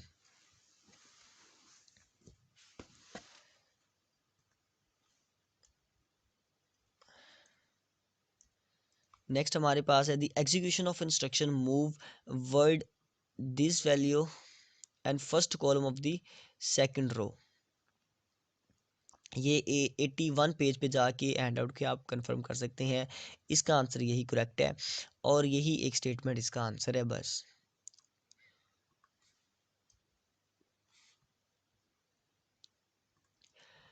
If the direction of the processing of string is higher address toward lower address. देखें if D F is clear, clear अगर D F जो है वो क्लियर है, direction from lower toward higher address, direction जो है वो lower address से हायर एड्रेस की तरफ होगी। अगर डीएफ जो है वो सेट नहीं है तो डायरेक्शन जो है वो हायर टू लोअर एड्रेस होगी। दोबारा फिर से सुन लें, अगर डीएफ क्लियर है, क्लियर है तो डायरेक्शन लोअर एड्रेस से हायर एड्रेस की तरफ होगी। अगर डीएफ सेट है तो डायरेक्शन जो है वो हायर एड्रेस से लोअर एड्रेस की तरफ होगी। तो यहाँ पे जो है वो इसका करेक्ट ऑप्शन डी बनता है, क्योंकि यहाँ पे हायर टू लोअर की बात हो रही है, हायर टू लोअर की बात हो रही है। तो यहाँ पे डी एफ जो है वो सेट होगा बकौल इस स्टेटमेंट के। ये स्टेटमेंट आपके हैंडआउट पे लिखी हुई है तो मैंने वहीं से कॉपी करके यहाँ पे पेस्ट की है, ठीक है। नेक्स्ट देखिए हमारे पास आगे एमसीक्यूज कौन सा है।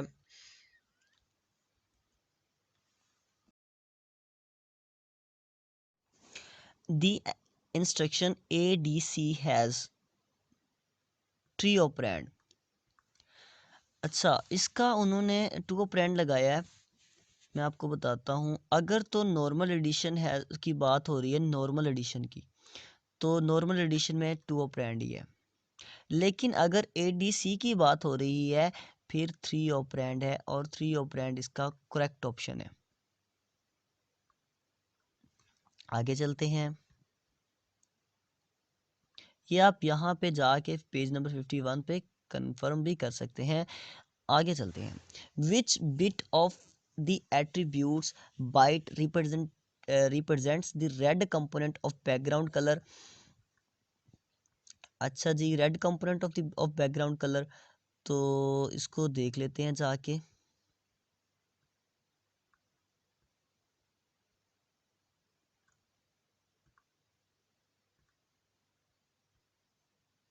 ये देखें जी, यहाँ पे red component of the background colour 6 पे है, तो 6 हमारा करेक्ट होगा।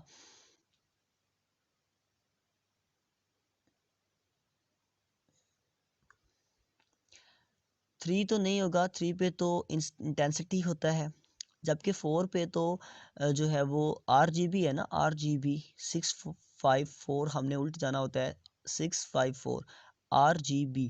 अगर ये R है, ये G है और ये B है, तो यहाँ पे 4 पे ब्लू होगा और 5 पे जो है वो ग्रीन होगा और 6 पे रेड होगा। ये RGB मैं आपको दिखा भी देता हूँ फिर से दोबारा जाके वहाँ पे। ये देखें जी, यहाँ पे 6R और 5G ग्रीन और 4B ब्लू, RGB से आप इसको याद रख सकते हैं, मैंने बताया भी है। तो यहाँ पे 6 पे ये होगा red component of the background colour. अगर फोरग्राउंड होता तो फिर कौन सा होना था, फिर होना था 0 आई थिंक होना था, चलिए देख लेते हैं, ये 2 होना था फिर, ठीक है। फिर 2 होना था, अगर रेड कंपोनेंट फोरग्राउंड होता तो फिर 2 होना था, ग्रीन होता तो 1, ब्लू होता तो ये फोरग्राउंड 0 होना था कलर। तो यहाँ पे हमारे पास red component of the background colour है, तो ये इसका आंसर जो है वो 6 करेक्ट है। देखिए हमारे पास है, suppose AL contain 5 decimal, then after 2 left shift procedure the value. यहाँ पे 2 लेफ्ट शिफ्ट की बात कर रहे हैं, 2 लेफ्ट शिफ्ट, तो देखिए अगर 2 लेफ्ट शिफ्ट होगा तो फिर तो आंसर 20 ही आएगा ना। देखिए यहाँ पे हम 2 को मल्टीप्लाई कर देते हैं 5 के साथ, क्योंकि लेफ़्ट शिफ्ट का मतलब होता है मल्टीप्लाई करना, जबकि राइट शिफ्ट अरिथमेटिक राइट के अंदर हम डिवाइड करते हैं, शिफ्ट अरिथमेटिक लेफ़्ट के अंदर हम मल्टीप्लाई करते हैं। तो हम मल्टीप्लाई करेंगे, हमारे पास आंसर 10 आ जाएगा। ये एक दफ़ा हमने मल्टीप्लाई कर दिया, ठीक है, एक दफ़ा हम लेफ़्ट साइड पे चले गए, लेकिन अब दोबारा फिर से, क्योंकि 2 दफ़ा उन्होंने कहा था, तो फिर हम 2 से फिर मल्टीप्लाई कर देंगे 10 को, तो हमारे पास आंसर जो है वो 20 आएगा। अब जो है वो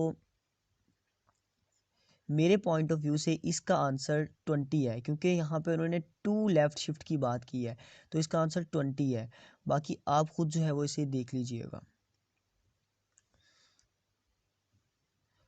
इन STOS instruction the implied source will always be in AL और AX रजिस्टर, ठीक है, ये मैंने ऊपर भी आपको बताया है, ये एक ही MCQs है इस तरह का, तो आपने इसको याद रखना है, एस टोस इंस्ट्रक्शन AL और AX रजिस्टर। बाकी आप जाके पेज नंबर, हैंड आउट के पेज नंबर जो है वो 92 पे देख सकते हैं।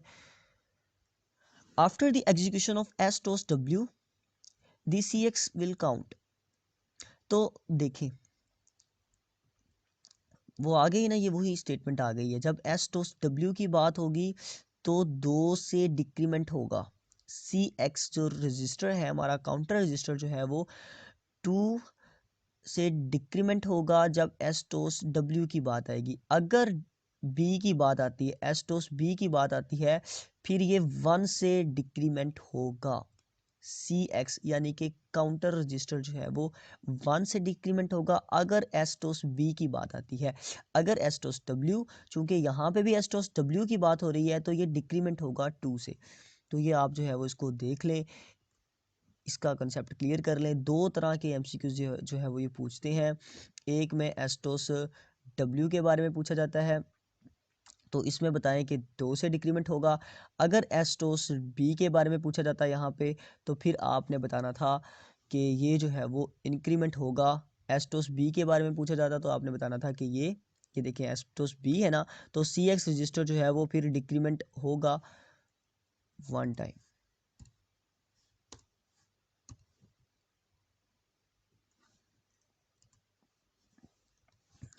ठीक है, तो इसको आप जो है वो याद रखें। देखिए यहाँ पे उन्होंने लगाया भी हुआ है डिक्रीमेंट बाय 2। नेक्स्ट हमारे पास एमसीक्यूज है द बेसिक फंक्शन ऑफ एस कैश इंस्ट्रक्शन इज। तो एस कैश इंस्ट्रक्शन का बेसिक फंक्शन क्या है? कंपेयर करना। एस कैश इंस्ट्रक्शन जो है वो कंपेयर करती है। हम इस इंस्ट्रक्शन को जाके देख भी लेते हैं। इन सब इंस्ट्रक्शन, ये पहले भी एमसीक्यूज मुझे पता है आ चुका है, लेकिन चलें दोबारा से हम इस इंस्ट्रक्शन को जाके पढ़ लेते हैं। ये हमारे पास स्ट्रिंग इंस्ट्रक्शन है। हमारे पास 5 तरह की स्ट्रिंग इंस्ट्रक्शन होती हैं। एक होती है एस्टोस, एक होती है लॉर्ड्स, एक होती है कंपेयर, एक होती है एसकैस, एक होती है मूव्स। तो एस्टोस का काम होता है क्लियर द स्क्रीन, कि ये स्क्रीन को क्लियर करती है। लॉर्ड्स इंस्ट्रक्शन जो है वो स्ट्रिंग प्रिंटिंग, स्ट्रिंग को प्रिंट करती है। एसकैस जो है वो स्ट्रिंग लेंथ, ठीक है। उसके बाद मूव्स स्क्रीन स्क्रॉलिंग, और कंपेयर्स की इंस्ट्रक्शन जो है वो CMPS, तो वो क्या करती है? स्ट्रिंग कंपेरिजन, स्ट्रिंग का कंपेरिजन करती है। नेक्स्ट देखें एस्टोस जो है वो STOS is often use to clear a block of memory और फिल विद अ कांस्टेंट। ये ब्लॉक ऑफ मेमोरी को क्लियर कर देती है और उसे कांस्टेंट से भर देती है, ठीक है। यानी कि अगर मेमोरी का कोई ब्लॉक है तो हम एस्टोस से उसे क्लियर करवा लेंगे और फिर उसे कांस्टेंट वैल्यूज के साथ भर देंगे। और in STOS instruction the implied source will always be in AL और AX रजिस्टर। देखें एस्टोस के अंदर AL और AS रजिस्टर जो है वो अम्प्लाई सोर्स विल ऑलवेज, इसका जो इम्प्लाइड सोर्स है वो हमेशा होगा AL और AX रजिस्टर में। ये MCQs भी हमने पीछे मैंने बताया था ना आपको, ये देखिए ये MCQs था वो एस्टोस वाला। तो उसका आंसर भी मैंने यहाँ पे लिखा हुआ है, आप यहाँ से नोट कर सकते हैं। ये सारी इसकी जो पॉइंट हैं एस्टोस के वो मैंने यहाँ पे लिखे हुए हैं। अगर इसके अंदर DF is clear, DF clear है तो DI will be increment by 1 और 2। ये 1 और 2 अगर कोई MCQ आता है तो मैं बताऊंगा 1 किस में इंक्रीमेंट होता है और 2 किस में इंक्रीमेंट होता है, DI। अगर देखें if DF is set DI will be decrement by 1 और 2, तो ये भी इसका point. After the execution of STOS B and STOS W the CX will be decrement by 1, ठीक है। तो ये 1 से डिक्रीमेंट होगा एस्टोस B और एस्टोस W। ये आपने याद रखना है, इसमें 1 से होगा, इसमें 2 से होगा। डिक्रीमेंट तो होगा इसमें 1 से, लेकिन इसमें 2 से डिक्रीमेंट होगा। आगे इसमें जो है वो DI अपडेट होता है। is generally loads instruction is generally used in a loop instead of a rep prefix। ये rep का मतलब है रिपीट प्रीफिक्स। तो हम जनरली जो है वो लोड इंस्ट्रक्शन को यूज़ करते हैं रजिस्टर उसके अंदर, लूप के अंदर, बजाय कि हम रैप इंस्ट्रक्शन को यूज़ करें, रैप प्रीफिक्स को यूज़ करें। इसकी जगह पे हम यूज़ कर लेते हैं लोड इंस्ट्रक्शन को। Identity syntax and logic error is responsibility of assembler and programmer respectively. Loads transfer are word और bytes from source location DSSI and AL और AX। देखिए यहाँ पे SI इज़ अपडेटेड, जबकि इसमें DI अपडेट होता है, लोड्स इंस्ट्रक्शन में SI अपडेट होता है। नेक्स्ट हमारे पास है मूव्स इंस्ट्रक्शन, एस कैस है जी। एस कैस के लिए ही तो हम इस इंस्ट्रक्शन को देखने आए थे। एस कैस का काम क्या है? कंपेयर करना सोर्स बाइट और वर्ड को सोर्स बाइट और वर्ड को, सोर्स को, सोर्स के अंदर बाइट या वर्ड को जो है वो AL और AX रजिस्टर में किसके साथ कंपेयर करती है? डेस्टिनेशन स्ट्रिंग एलिमेंट के साथ। डेस्टिनेशन स्ट्रिंग एलिमेंट के साथ कंपेयर करती है सोर्स बाइट या वर्ड को। तो ये एस कैस इंस्ट्रक्शन के अंदर ऐसा होता है। क्या होता है? कंपेयर करती है ये, ठीक है। तो यहाँ पे भी आंसर क्या था? कंपेयर ही था। नीचे अगर हम देखें अपने MCQs को जी, एस कैस इंस्ट्रक्शन इज टू कंपेयर।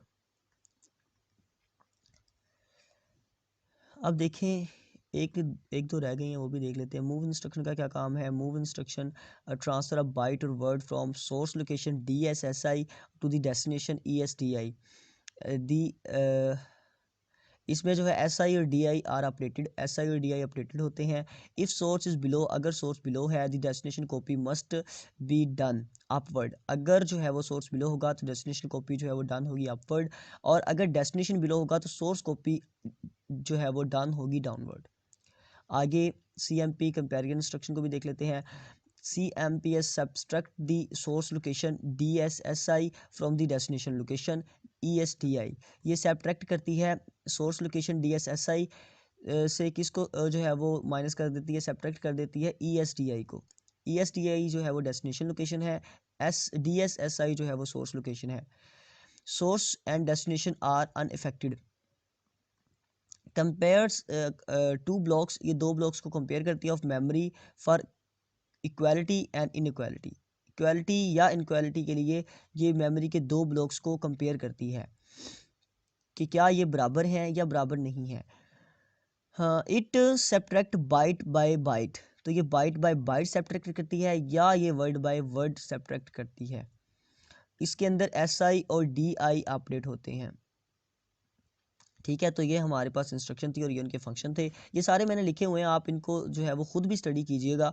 तो विच इज़ यूनिडायरेक्शनल बस, तो मैंने बताया है कि जो बाई डायरेक्शनल कंट्रोल बस भी बाई डायरेक्शनल है और डाटा बस भी जो है वो बोथ डायरेक्शनल है, जबकि एड्रेस बस ऐसी बस है जो कि यूनिडायरेक्शनल है। तो इसका जो है वो ये ऑप्शन 3 जो है वो करेक्ट है, और यहाँ पे उन्होंने लिखा भी हुआ है कि ओनली 3। आगे आ जाए, the operation of compare is to subtract source and destination, subtract source and destination। देखिए, कंपेयर इंस्ट्रक्शन को अभी हमने पढ़ा है कुछ देर पहले, तो यहाँ पे क्या होता है, सोर्स से यहाँ पे एमसीक्यूज क्या था, सब्ट्रैक्ट सोर्स फ्रॉम डेस्टिनेशन, तो हम सब्ट्रैक्ट करते हैं सोर्स फ्रॉम डेस्टिनेशन इसी के अंदर। ये देखें, subtract source location from destination location, destination location से हम सोर्स लोकेशन को माइनस कर देते हैं किसके अंदर, कंपेयर इंस्ट्रक्शन के अंदर। तो ये इसका ए ऑप्शन जो है वो करेक्ट होगा। देखें, इसकी एग्जांपल भी एक सोल्व कर लेते हैं, चले मैंने साइड पे लिखी हुई है वो भी देख लेते हैं। अगर मैं मूव कर रहा हूँ ए एक्स को, ए एक्स के अंदर 2 पड़ा है, यानी कि मैं कहता हूँ मूव ए एक्स टू को ए एक्स के अंदर मूव कर दो, तो अब ए एक्स रजिस्टर के अंदर क्या आ गया, 2 आ गया, और फिर मैं आगे लिखता हूँ मूव बी एक्स के 2 को बी एक्स के अंदर मूव कर दो, तो ये 2 जो है वो बी एक्स रजिस्टर में चला जाएगा। अब मैं इन दोनों को कंपेयर कर देता हूँ कि compare A X B x, compare A X B x, तो यहाँ पे ए एक्स जो है वो मेरे पास सोर्स जो है वो लोकेशन है, और बी एक्स जो है वो डेस्टिनेशन है। तो यहाँ पे सोर्स फ्रॉम डेस्टिनेशन, डेस्टिनेशन से हम सोर्स को माइनस करते हैं, तो यहाँ पे हम बी एक्स से सी माइनस करेंगे ए एक्स को।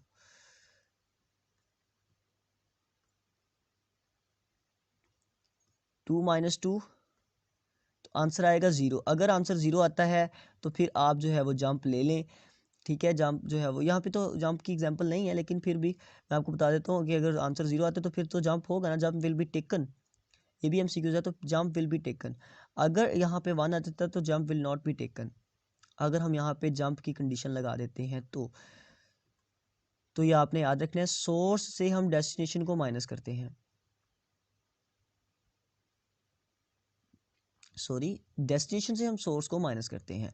आगे देखें, the register IP SP BP SI DI and BX will all can contain a offset 16 bit,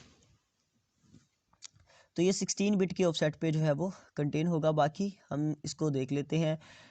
यहाँ पे आए ज़रा जी, आप पहले आपको ये पता होना चाहिए कि इनके नाम क्या हैं, क्योंकि अमूमन बच्चों ने इसके बारे में स्टडी नहीं की होती, वो एक आध वीडियो देख रहे होते हैं, यूट्यूब से कोई वीडियो मिल जाए हमें शॉर्ट जो है वो, हम इसकी तैयारी कर लें। तो उन बच्चों के लिए भी मैंने यहाँ पे, सॉरी, बच्चे नहीं, स्टूडेंट्स के लिए मैंने जो है वो यहाँ पे अलहदा से जो है वो रजिस्टर्स के नाम लिख दिए हैं सारे। देखिए, आईपी जो है वो इंस्ट्रक्शन पॉइंटर है, एसपी जो है वो स्टैक पॉइंटर है, और बीपी जो है वो बेस पॉइंटर है। यहाँ पे एसआई जो है वो सोर्स इंडेक्स है, इसका फुल फॉर्म, और डीआई जो है वो डेस्टिनेशन इंडेक्स है, बीएक्स बेस रजिस्टर है, और यहाँ पे जो ऑफसेट है वो कंटेन होगा 16 बिट पे।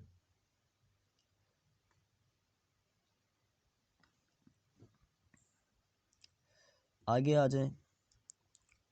इन assembly the CX register is use normally as counter register, तो CX को हम काउंटर रजिस्टर ही कहते हैं। All the addressing mechanisms in IAPX 88 return a number called address effective. तो जाके आप पेज नंबर 33 पे जाके कंफर्म कर सकते हैं इसका इफेक्टिव ही है।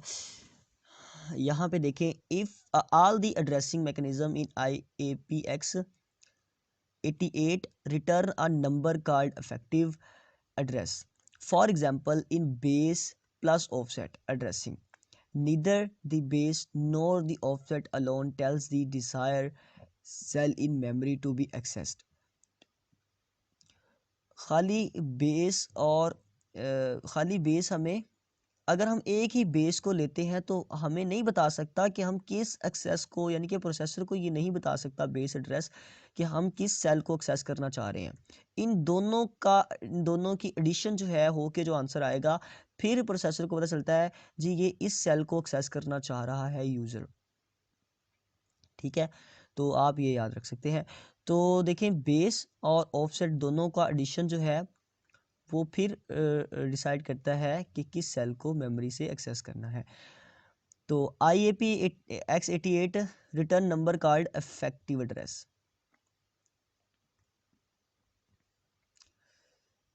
नेक्स्ट आ जाए, which bit of the attributes byte represent the blue component of foreground colour. Blue component of foreground colour,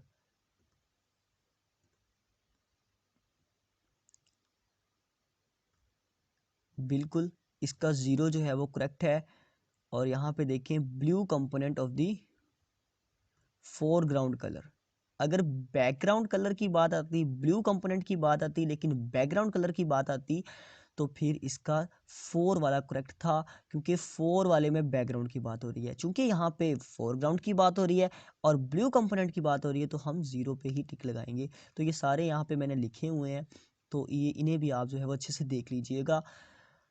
तो इसका करेक्ट जो है वो 0 होगा। नेक्स्ट देखिए हमारे पास, when a 32 bit number is divide by a 16 bit number.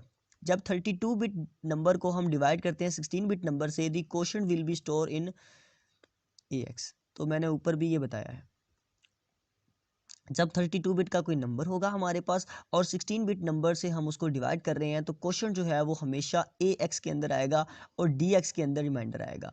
अगर ये 32 बिट का नहीं है, 16 बिट का है, तो फिर क्या होगा, फिर AL के अंदर क्वोशंट आएगा। ठीक है, AL के अंदर क्वोशंट आएगा उस सूरत में जब हमारे पास जो है ये नंबर 16 बिट का होगा। तो ये भी MCQ से एक है, उसे भी आप देख लेना। AL के अंदर फिर जो है वो क्वोशंट आएगा और AH के अंदर जो है वो रिमाइंडर आएगा। जी नीचे वाले MCQs पे आए, move byte num 1 5 is instruction. तो ये MCQs भी काफ़ी इंपॉर्टेंट है। इस तरह या इससे रिलेटेड बहुत सारे MCQs आपको पूछे जा सकते हैं आपसे। तो आप ये देखें, सबसे पहले तो जो है ना, मैं आपको बता दूं, साइज मिसमैच और मेमोरी टू मेमोरी मूवमेंट, ये कुछ इंस्ट्रक्शन जो हैं वो अलाउ नहीं है। पहले हम साइज मिसमैच की बात कर लें, तो नॉट अलाउड ये इंस्ट्रक्शन पर जो है वो हमारी असम्बली लैंग्वेज में अलाउ नहीं है। हम ऐसा बिल्कुल भी नहीं कर सकते। हम मूव 8 बिट 16 यानी कि 16 बिट को 8 बिट के अंदर हम मूव नहीं कर सकते, और इसी तरह हम 8 बिट को 16 बिट के अंदर मूव नहीं कर सकते, और इसी तरह हम AX रजिस्टर को AL रजिस्टर के अंदर मूव नहीं कर सकते, और इसी तरह हम CX रजिस्टर को, काउंटर रजिस्टर को BH के अंदर मूव नहीं कर सकते। BH हमारा बेस रजिस्टर है, लेकिन ये इसका हायर इंडेक्स, तो हम इसको हायर पार्ट है ना, तो हम इसको भी मूव नहीं करवा सकते। हम DL को मूव नहीं करवा सकते CX के अंदर, और ये इंस्ट्रक्शन अलाउ है, हम ऐसा कर सकते हैं। हम 8 बिट के अंदर 8 बिट को मूव करवा सकते हैं, और हम 16 बिट को 16 बिट के अंदर मूव करवा सकते हैं। हम BX को AX के अंदर मूव करवा सकते हैं, हम AH को AL के अंदर मूव करवा सकते हैं, हम CL को DH के अंदर मूव करवा सकते हैं, BH को CL के अंदर। तो ये इंस्ट्रक्शन जो है ये हमें अलाउ है, हम ऐसा कर सकते हैं।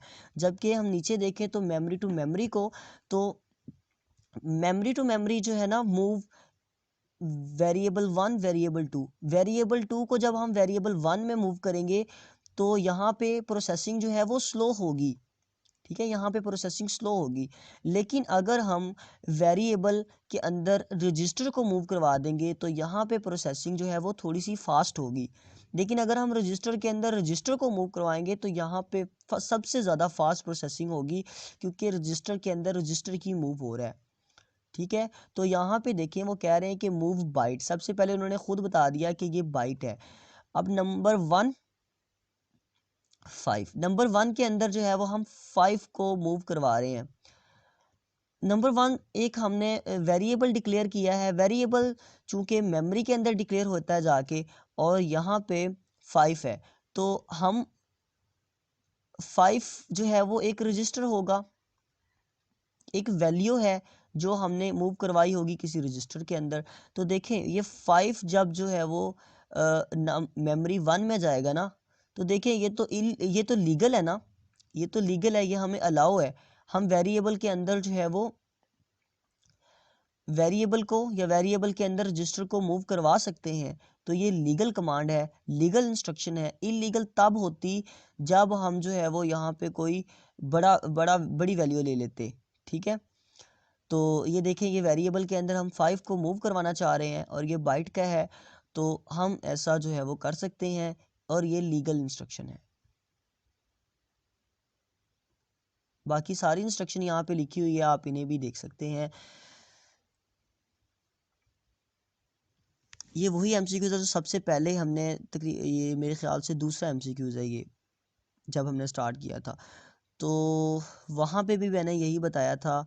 0x जो है उसका मतलब है कि ये हेक्साडेसिमल नंबर है, और B800 ये एड्रेस है, और ES का मतलब यहाँ पे ये है कि हम एक्सेस करना चाह रहे हैं वीडियो मेमोरी को। बस, तो आपने ये एमसीक्यूज में याद रखना है, मूव AX 0x B800 और मूव ES AX।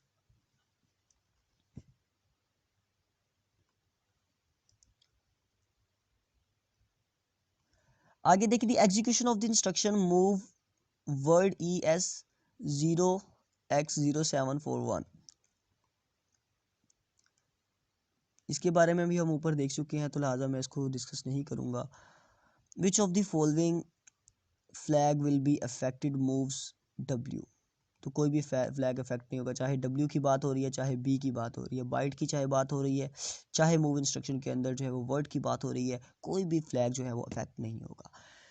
नेक्स्ट देखिए, which bit of the attribute bytes represent the blue component background, तो बैकग्राउंड ये चीज़ आपने देखनी। अगर यहाँ पे फोरग्राउंड होता और ब्लू कंपोनेंट की बात होती तो फिर 0 आना था, लेकिन यहाँ पे बैकग्राउंड की बात हो रही, है, फोरग्राउंड की बात नहीं हो रही।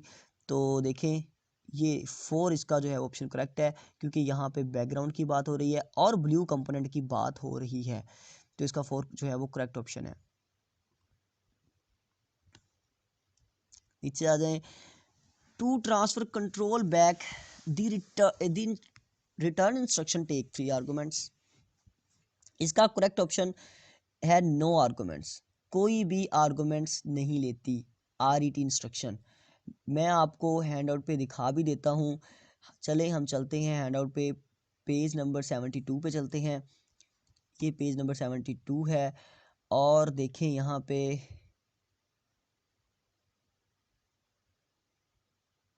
एक मिनट, इसको देखना पड़ेगा, यहीं कहीं पे मैंने हाईलाइट भी किया था।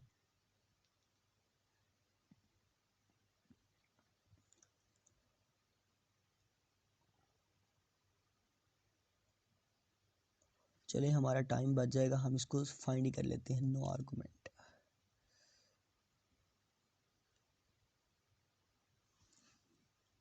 ये पेज नंबर 64 पे है।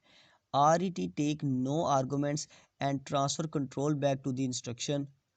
तो देखें यहाँ पे लिखा हुआ है ना टेक नो आर्गूमेंट, कोई भी आर्गूमेंट नहीं लेती RET इंस्ट्रक्शन। तो इसका जो है वो जो ये वाला है ये करेक्ट है, कोई भी जो है वो आर्गूमेंट नहीं लेती। ट्रांसफ़र कंट्रोल बैक के लिए ये कोई भी जो है वो आर्गूमेंट नहीं लेती RET इंस्ट्रक्शन। तो ये इसका करेक्ट है, ये आप जाके चेक भी कर सकते हैं। 64 पेज पे है, मैं इसको यहाँ पे लिख लेता हूँ, ये 64 पेज पे है।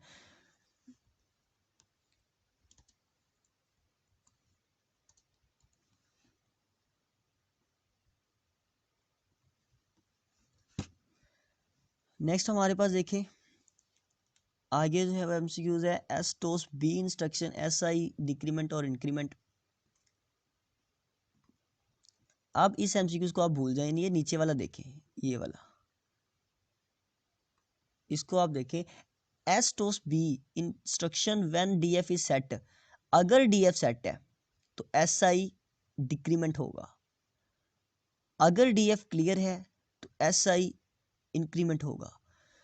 हम एस्टोस के अंदर जाके एस्टोस इंस्ट्रक्शन के अंदर इसको देखते हैं।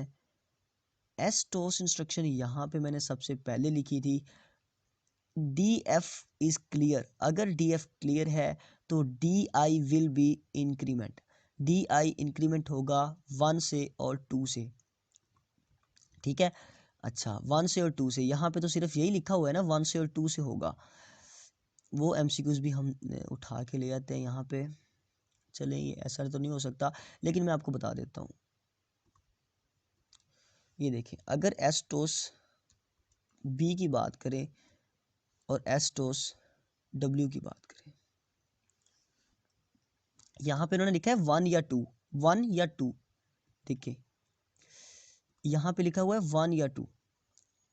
अब हमें कैसे पता चलेगा 1 में 1 इंक्रीमेंट हो रहा है या 2 इंक्रीमेंट हो रहा है। यहाँ पे सेट की बात आ रही है तो डिक्रीमेंट 1 हो रहा है या 2 हो रहा है, ये हमें कैसे पता चलेगा।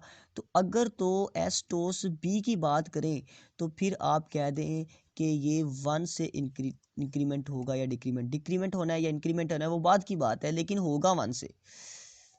और इसी तरह अगर एस्टोस डब्ल्यू की बात करें, डिक्रीमेंट होना है या इंक्रीमेंट होना है, लेकिन वो होगा 2 से।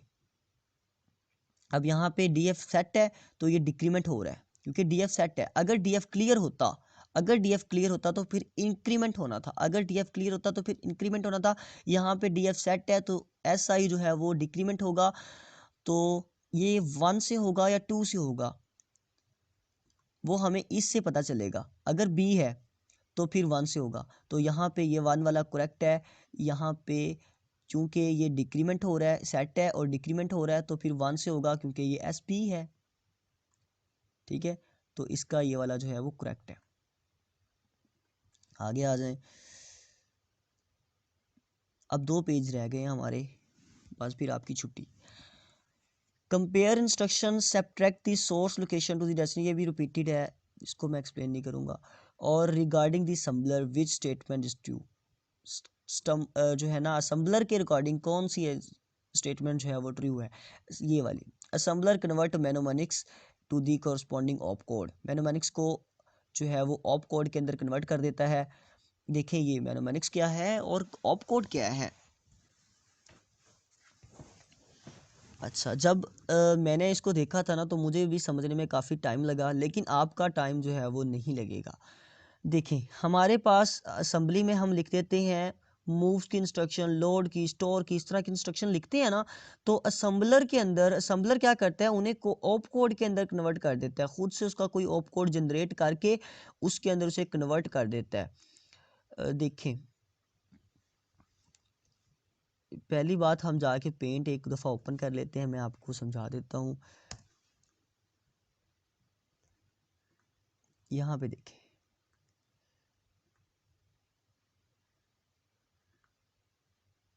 यहाँ पे मैं लाइन लगा देता हूँ, ये लाइन लग गई। और यहाँ पे देखिए मैं कहता हूँ कि यहाँ पे ऑपरेशन कोड भी होता है,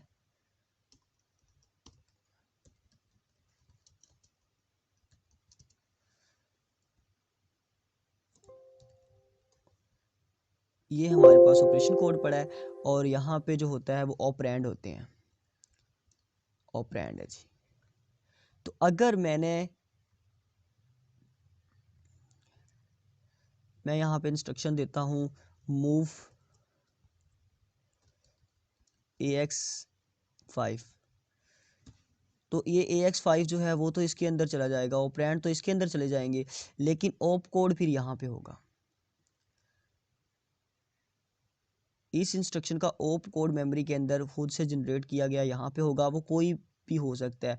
फ़र्ज़ कर लें वो असम्बलर कहता है जी वो ये होगा 0x3H, कोई भी हो सकता है वो, तो इस तरह कोई भी वो जनरेट कर लेगा तो वो उसका ऑप कोड होगा, जबकि यहाँ पे ऑपरेंड पड़े होंगे। और ऑपरेशन को हम ऑप कोड की फुल फॉर्म ऑपरेशन कोड है, ठीक है। अब आ जाएं हम अपने एमसीक्यूज़ पे। तो देखें हमारे पास मैनोमैनिक्स ये होती हैं कि मूव्स है, कोई भी इंस्ट्रक्शन जो हम दे रहे हैं, और सब्ट्रैक्ट, ऐड, लोड, स्टोर, तो उसका जो आगे स्टोर होगा जाके वो ओप कोड होगा। तो वो ओप कोड कोई भी जो है वो प्रोसेसर खुद से जनरेट कर सकता है। तो देखें असम्बलर जो है वो जनरेट कर सकता है, और असम्बलर का काम ही ये है कि वो मैनोमैनिक्स को ओप कोड के अंदर कन्वर्ट कर देता है, ठीक है। तो आपने ये याद रखना है, और ये इसका जो है वो करेक्ट ऑप्शन है। हाँ, तो जब हम देखते हैं ना इस एमसीक्यूज़ को, if B B the opcode instruction which state, तो देखें असल में यहाँ पे चक्कर क्या है मैं बताता हूँ आपको। वो कहते हैं कि हम आपको बी बी का भी ऑप कोड दे रहे हैं, ठीक है। बी बी, ये बी बी किसका ऑप कोड है, किसका, इस मूव इंस्ट्रक्शन का। बी बी ऑप कोड है इस मूव इंस्ट्रक्शन का। और फिर वो कहते हैं to move constant value to A X के अंदर कांस्टेंट वैल्यू मूव कर दो, और वो कौन सी वैल्यू कांस्टेंट वैल्यू है, वो हमारे पास 360 है, 336 जो है ये हमारे पास कांस्टेंट वैल्यू है, और इसको मूव कर दें ए एक्स के अंदर। तो देखिए उन्होंने हेक्साडेसिमल जो है वो वैल्यू 336 की भी दे दी है, 336 की हेक्साडेसिमल वैल्यू ये बनती है। अच्छा, दोबारा फिर से देखें इसी एमसीक्यूज़ को देखें कि हमारे पास बीबी जो है वो ऑप कोड है इस मूव इंस्ट्रक्शन का, और इस कांस्टेंट वैल्यू की हेक्साडेसिमल वैल्यू 150 है, जो कि उन्होंने यहाँ पे दी हुई है। अब वो कहते हैं कि आप हमें ये बताएं कि ये स्टेटमेंट कैसे बनेगी, इसका ऑप कोड कैसे बनेगा, इसका ऑप कोड ये बनेगा, ठीक है। मैं आपको बता देता हूँ, एक मिनट। देखें यहाँ पे सबसे पहले ये जो 0x है इसका मतलब है कि ये हेक्साडेसिमल वैल्यू है, और ये जो बीबी है, बीबी इस मूव इंस्ट्रक्शन का ऑप कोड है, और AX के अंदर 0 पड़ा है, यानी कि इसको हम 0 ही लिखेंगे।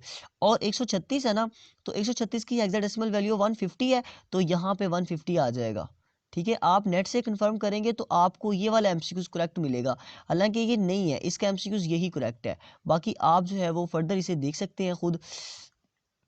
हम नेक्स्ट चलते हैं अगले एमसीक्यूज पे।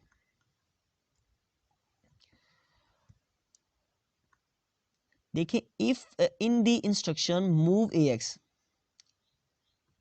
AX के अंदर 5 मूव कर दो, और इसके अंदर ऑपरेंड कितने हैं, तो इसके अंदर दो ही ऑपरेंड है, मैं उन्हें हाईलाइट कर दूं।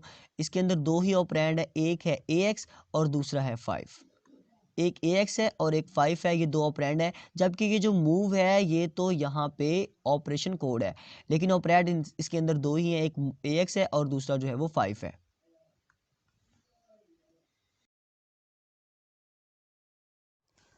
आगे हमारे पास MCQs है the maximum parameter subroutine can receive with the help of register are. तो पहली बात, सब रूटीन क्या होती है, सब रूटीन सेट ऑफ इंस्ट्रक्शन, बिल्कुल जैसे आपके पास हायर लेवल लैंग्वेज में फंक्शंस होते हैं, इसी तरह हमारे पास असेंबली लैंग्वेज में सब रूटीन्स होती हैं। ये set of instruction to perform specific task, किसी मखसूस काम को, किसी जो स्पेसिफिक टास्क को परफॉर्म करवाने के लिए हम जो इंस्ट्रक्शन को यूज़ करते हैं, और जिन फंक्शंस को यूज़ करते हैं उन्हें सब रूटीन्स कहते हैं। तो हमारे पास पैरामीटर को ना पास करवाने के दो मेथड हैं, एक तो स्टैक है और दूसरा with the help of register है। तो रजिस्टर की हेल्प से जब हम पैरामीटर पास करवाएंगे, जो है वो सब रूटीन को रिसीव होंगे, वो 7 होंगे, ठीक है। तो ये आपने याद रखना है।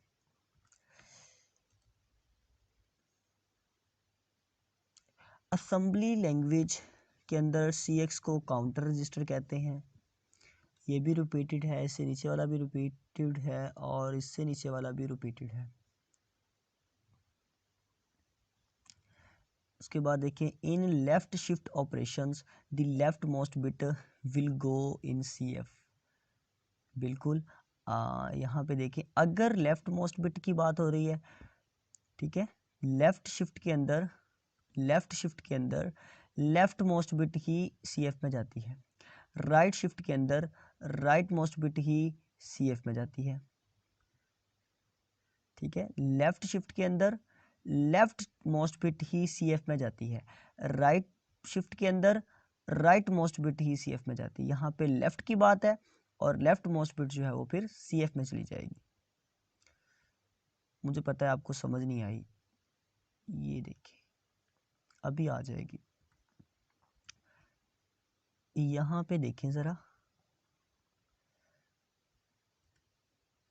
ये शिफ्ट राइट है, शिफ्ट लॉजिकल राइट, और ये है शिफ्ट लॉजिकल लेफ्ट।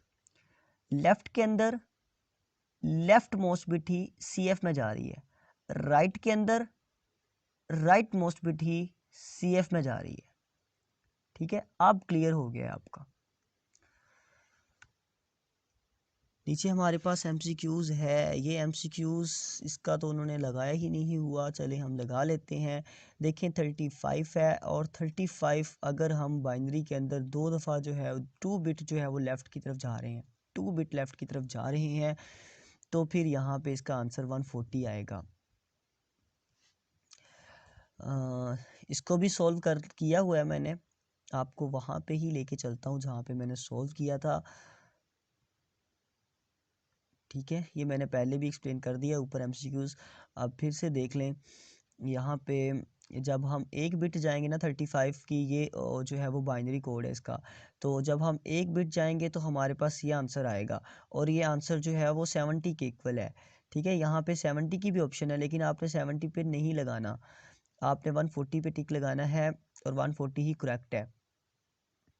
देखें अब यहाँ पे एक बिट हम गए हैं तो हमारे पास ये आंसर आया है, और ये 70 का जो है वो कोड है बाइनरी, लेकिन एक बिट और जाएंगे तो फिर हमारे पास ये आंसर आएगा जो कि 140 का है।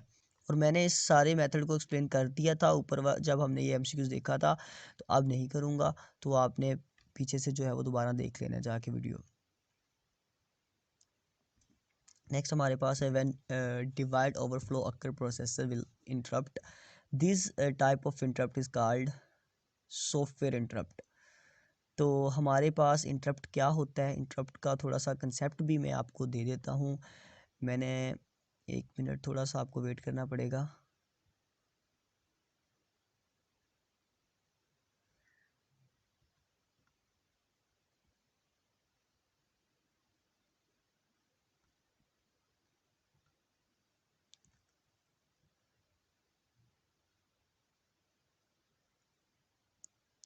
जी यहाँ पे आ जाएं, थोड़ा सा टाइम मैं आपका लूँगा और आपको ये जो है वो इंटरप्ट का सारा चीज़ जो है वो समझ इंटरप्ट का पे सबसे पहले यहाँ पे आरबी आना था। इंटरप्ट की जो उर्दू में मीनिंग बनता है वो बनता है खलल, कोई भी मुदाखलत। ठीक है, खलल या कोई भी मुदाखलत। तो देखें 88 प्रोसेसर के अंदर इंटरप्ट को डिवाइड किया जाता है 2 क्लासेस के अंदर, और वो 2 क्लासेस ये हैं कि सॉफ्टवेयर इंटरप्ट है हमारे पास और हार्डवेयर। वैसे और भी इंटरप्ट होते हैं, लेकिन 2 क्लासेस के अंदर, 2 मेन क्लासेस के अंदर हम 88 प्रोसेसर के अंदर डिवाइड कर देते हैं इंटरप्ट को।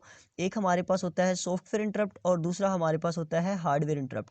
सॉफ्टवेयर इंटरप्ट जो है वो प्रोसेसर के इनसाइड होता है, और हार्डवेयर इंटरप्ट जो है वो प्रोसेसर के आउटसाइड होता है। वैसे यहाँ पे बात ख़त्म हो जाती है कि जो भी प्रोसेसर के अंदर इंटरप्ट होगा वो हमारे पास सॉफ्टवेयर इंटरप्ट होगा, और जो प्रोसेसर के बाहर इंटरप्ट होगा, कोई भी खलल आएगा, तो वो हमारे पास आउटसाइड इंटरप्ट होगा। और इंटरप्ट का तो पता चल गया, अभी पता नहीं चला, चले अब आपको पता चल जाएगा। हेलो, अस्सलाम वालेकुम जी, मैं आपसे ना बाद में बात करता हूँ, अभी मैं लेक्चर रिकॉर्ड कर रहा हूँ। देखिए, अब आप अचानक से आपके ब्रेन के अंदर ये आया कि सर तो हमें पढ़ा रहे थे, और अचानक जो है वो उन्होंने फ़ोन कॉल जो है वो स्टार्ट कर दी है, तो ये खलल है। पढ़ते पढ़ते आप डिस्टर्ब हुए, ये खलल है, इंटरप्ट। इसी तरह प्रोसेसर अगर पहले से कोई काम कर रहा है तो आप उसके अंदर कोई इंटरप्ट डाल देते हैं, यानी कि आप कोई दूसरी कमांड दे देते हैं, तो वो उसके अंदर खलल आ जाएगा। प्रोसेसर कहेगा कि ये क्या हो रहा है। ठीक है। अब देखें सॉफ्टवेयर इंटरप्ट हमारे पास है। Software interrupt occur when an application program terminated, terminate हो जाता है जब कोई एप्लीकेशन प्रोग्राम, तो क्या होता है फिर, सॉफ्टवेयर इंटरप्ट होता है। तो यहाँ पे भी देखें, फिर यहाँ पे टर्मिनेट की बात हो रही है ना, occur processor will be interrupt this type of. अच्छा, डिवाइड ओवरफ्लो, तो डिवाइड ओवरफ्लो भी एक जो है वो हमारे पास इंटरप्ट होगा प्रोसेसर के अंदर, और ये सॉफ्टवेयर इंटरप्ट होगा। ठीक है, ये सॉफ्टवेयर इंटरप्ट होगा। और यहाँ पे देखें हार्डवेयर फिर इंटरप्ट कैसा होता है, नीचे आए मैं आपको हार्डवेयर इंटरप्ट की भी एग्जांपल दे देता हूँ। ये देखें हार्डवेयर इंटरप्ट, हार्डवेयर इंटरप्ट जो है वो आर दी रियल इंटरप्ट। अच्छा, इसको रियल टाइम इंटरप्ट भी कहते हैं। Generate by external word of the processor, processor के आउटसाइड ये जनरेट होगा, प्रोसेसर की इंटरनल नहीं, एक्सटर्नल वर्ड में ये जनरेट होगा। तो देखें मैंने यहाँ से कमांड भी दे दी, कंट्रोल प्लस सी की, मैं किसी चीज़ को कॉपी करना चाह रहा हूँ, मैं यहाँ से कमांड भी दे देता हूँ प्रोसेसर को कंट्रोल प्लस सी की, और फिजिकली मैं अपने माउस से भी बता देता हूँ कि मैंने कॉपी करना है। तो यहाँ पे प्रोसेसर के अंदर एक हार्डवेयर इंटरप्ट जनरेट हो जाएगा, प्रोसेसर कंफ्यूज हो जाएगा कि मैं इस कमांड को रीड करूं या मैं इस माउस पोजीशन को देखूं। तो ये हमारे पास प्रोसेसर जो है वो देखें कंफ्यूज हो गया है। तो ये एक हार्डवेयर इंटरप्ट होगा। When we press a key on the keyboard और move the mouse they triggered, hardware interrupt जो है वो यहाँ पे जनरेट होगा which cause the processor to read the keystroke और माउस पोजीशन। तो देखें प्रोसेसर यहाँ पे बेचारा जो है वो परेशान हो गया कि मैंने अब इस इंस्ट्रक्शन को, ये कमांड को रीड करूं या मैं यहाँ पे माउस पोजीशन को देखूं। तो यहाँ पे जो इंटरप्ट जनरेट होगा वो हमारे पास हार्डवेयर इंटरप्ट होगा। अब मुझे उम्मीद है कि अब आपको इंटरप्ट का काफ़ी कंसेप्ट जो है वो आ गया होगा समझ।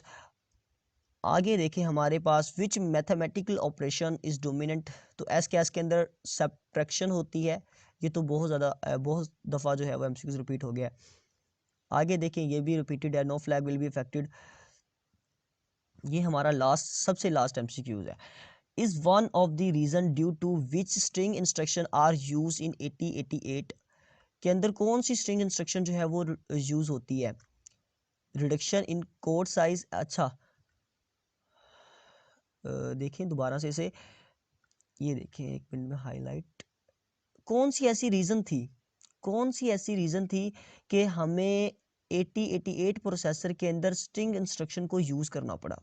तो वो दो रीज़न थी, ये दो रीज़न नीचे भी मैंने लिखी हुई है, यही दो रीज़न थी। एक तो ये था रिडक्शन इन कोड साइज और दूसरा स्पीड। ठीक है, और इसलिए फिर हमने जो है वो स्ट्रिंग इंस्ट्रक्शन को यूज़ किया 8088 प्रोसेसर के अंदर। यही बस दो रीज़न थी, तो ये आपने याद रखनी है। एक तो रिडक्शन इन कोड साइज, ये आपको शॉर्ट के अंदर भी पूछ सकते हैं, रिडक्शन इन कोड साइज है और स्पीड है, इम्प्रूवमेंट इन स्पीड है। मुझे उम्मीद है कि ये वीडियो आपके बहुत ज़्यादा काम आएगी। तो आपने भी फीडबैक के अंदर हमें लाजमी बताना है कि ये वीडियो आपको कैसी लगी, और कौन कौन से आपके असेंबली लैंग्वेज के हवाले से ऐसे नॉलेज गैप्स हैं जिन्हें कोड रेस टीम को फिल करना चाहिए। तो ये हमें कमेंट के अंदर लाजमी बताएं, और दुआओं में ज़रूर याद रखिएगा। अल्लाह हाफिज़।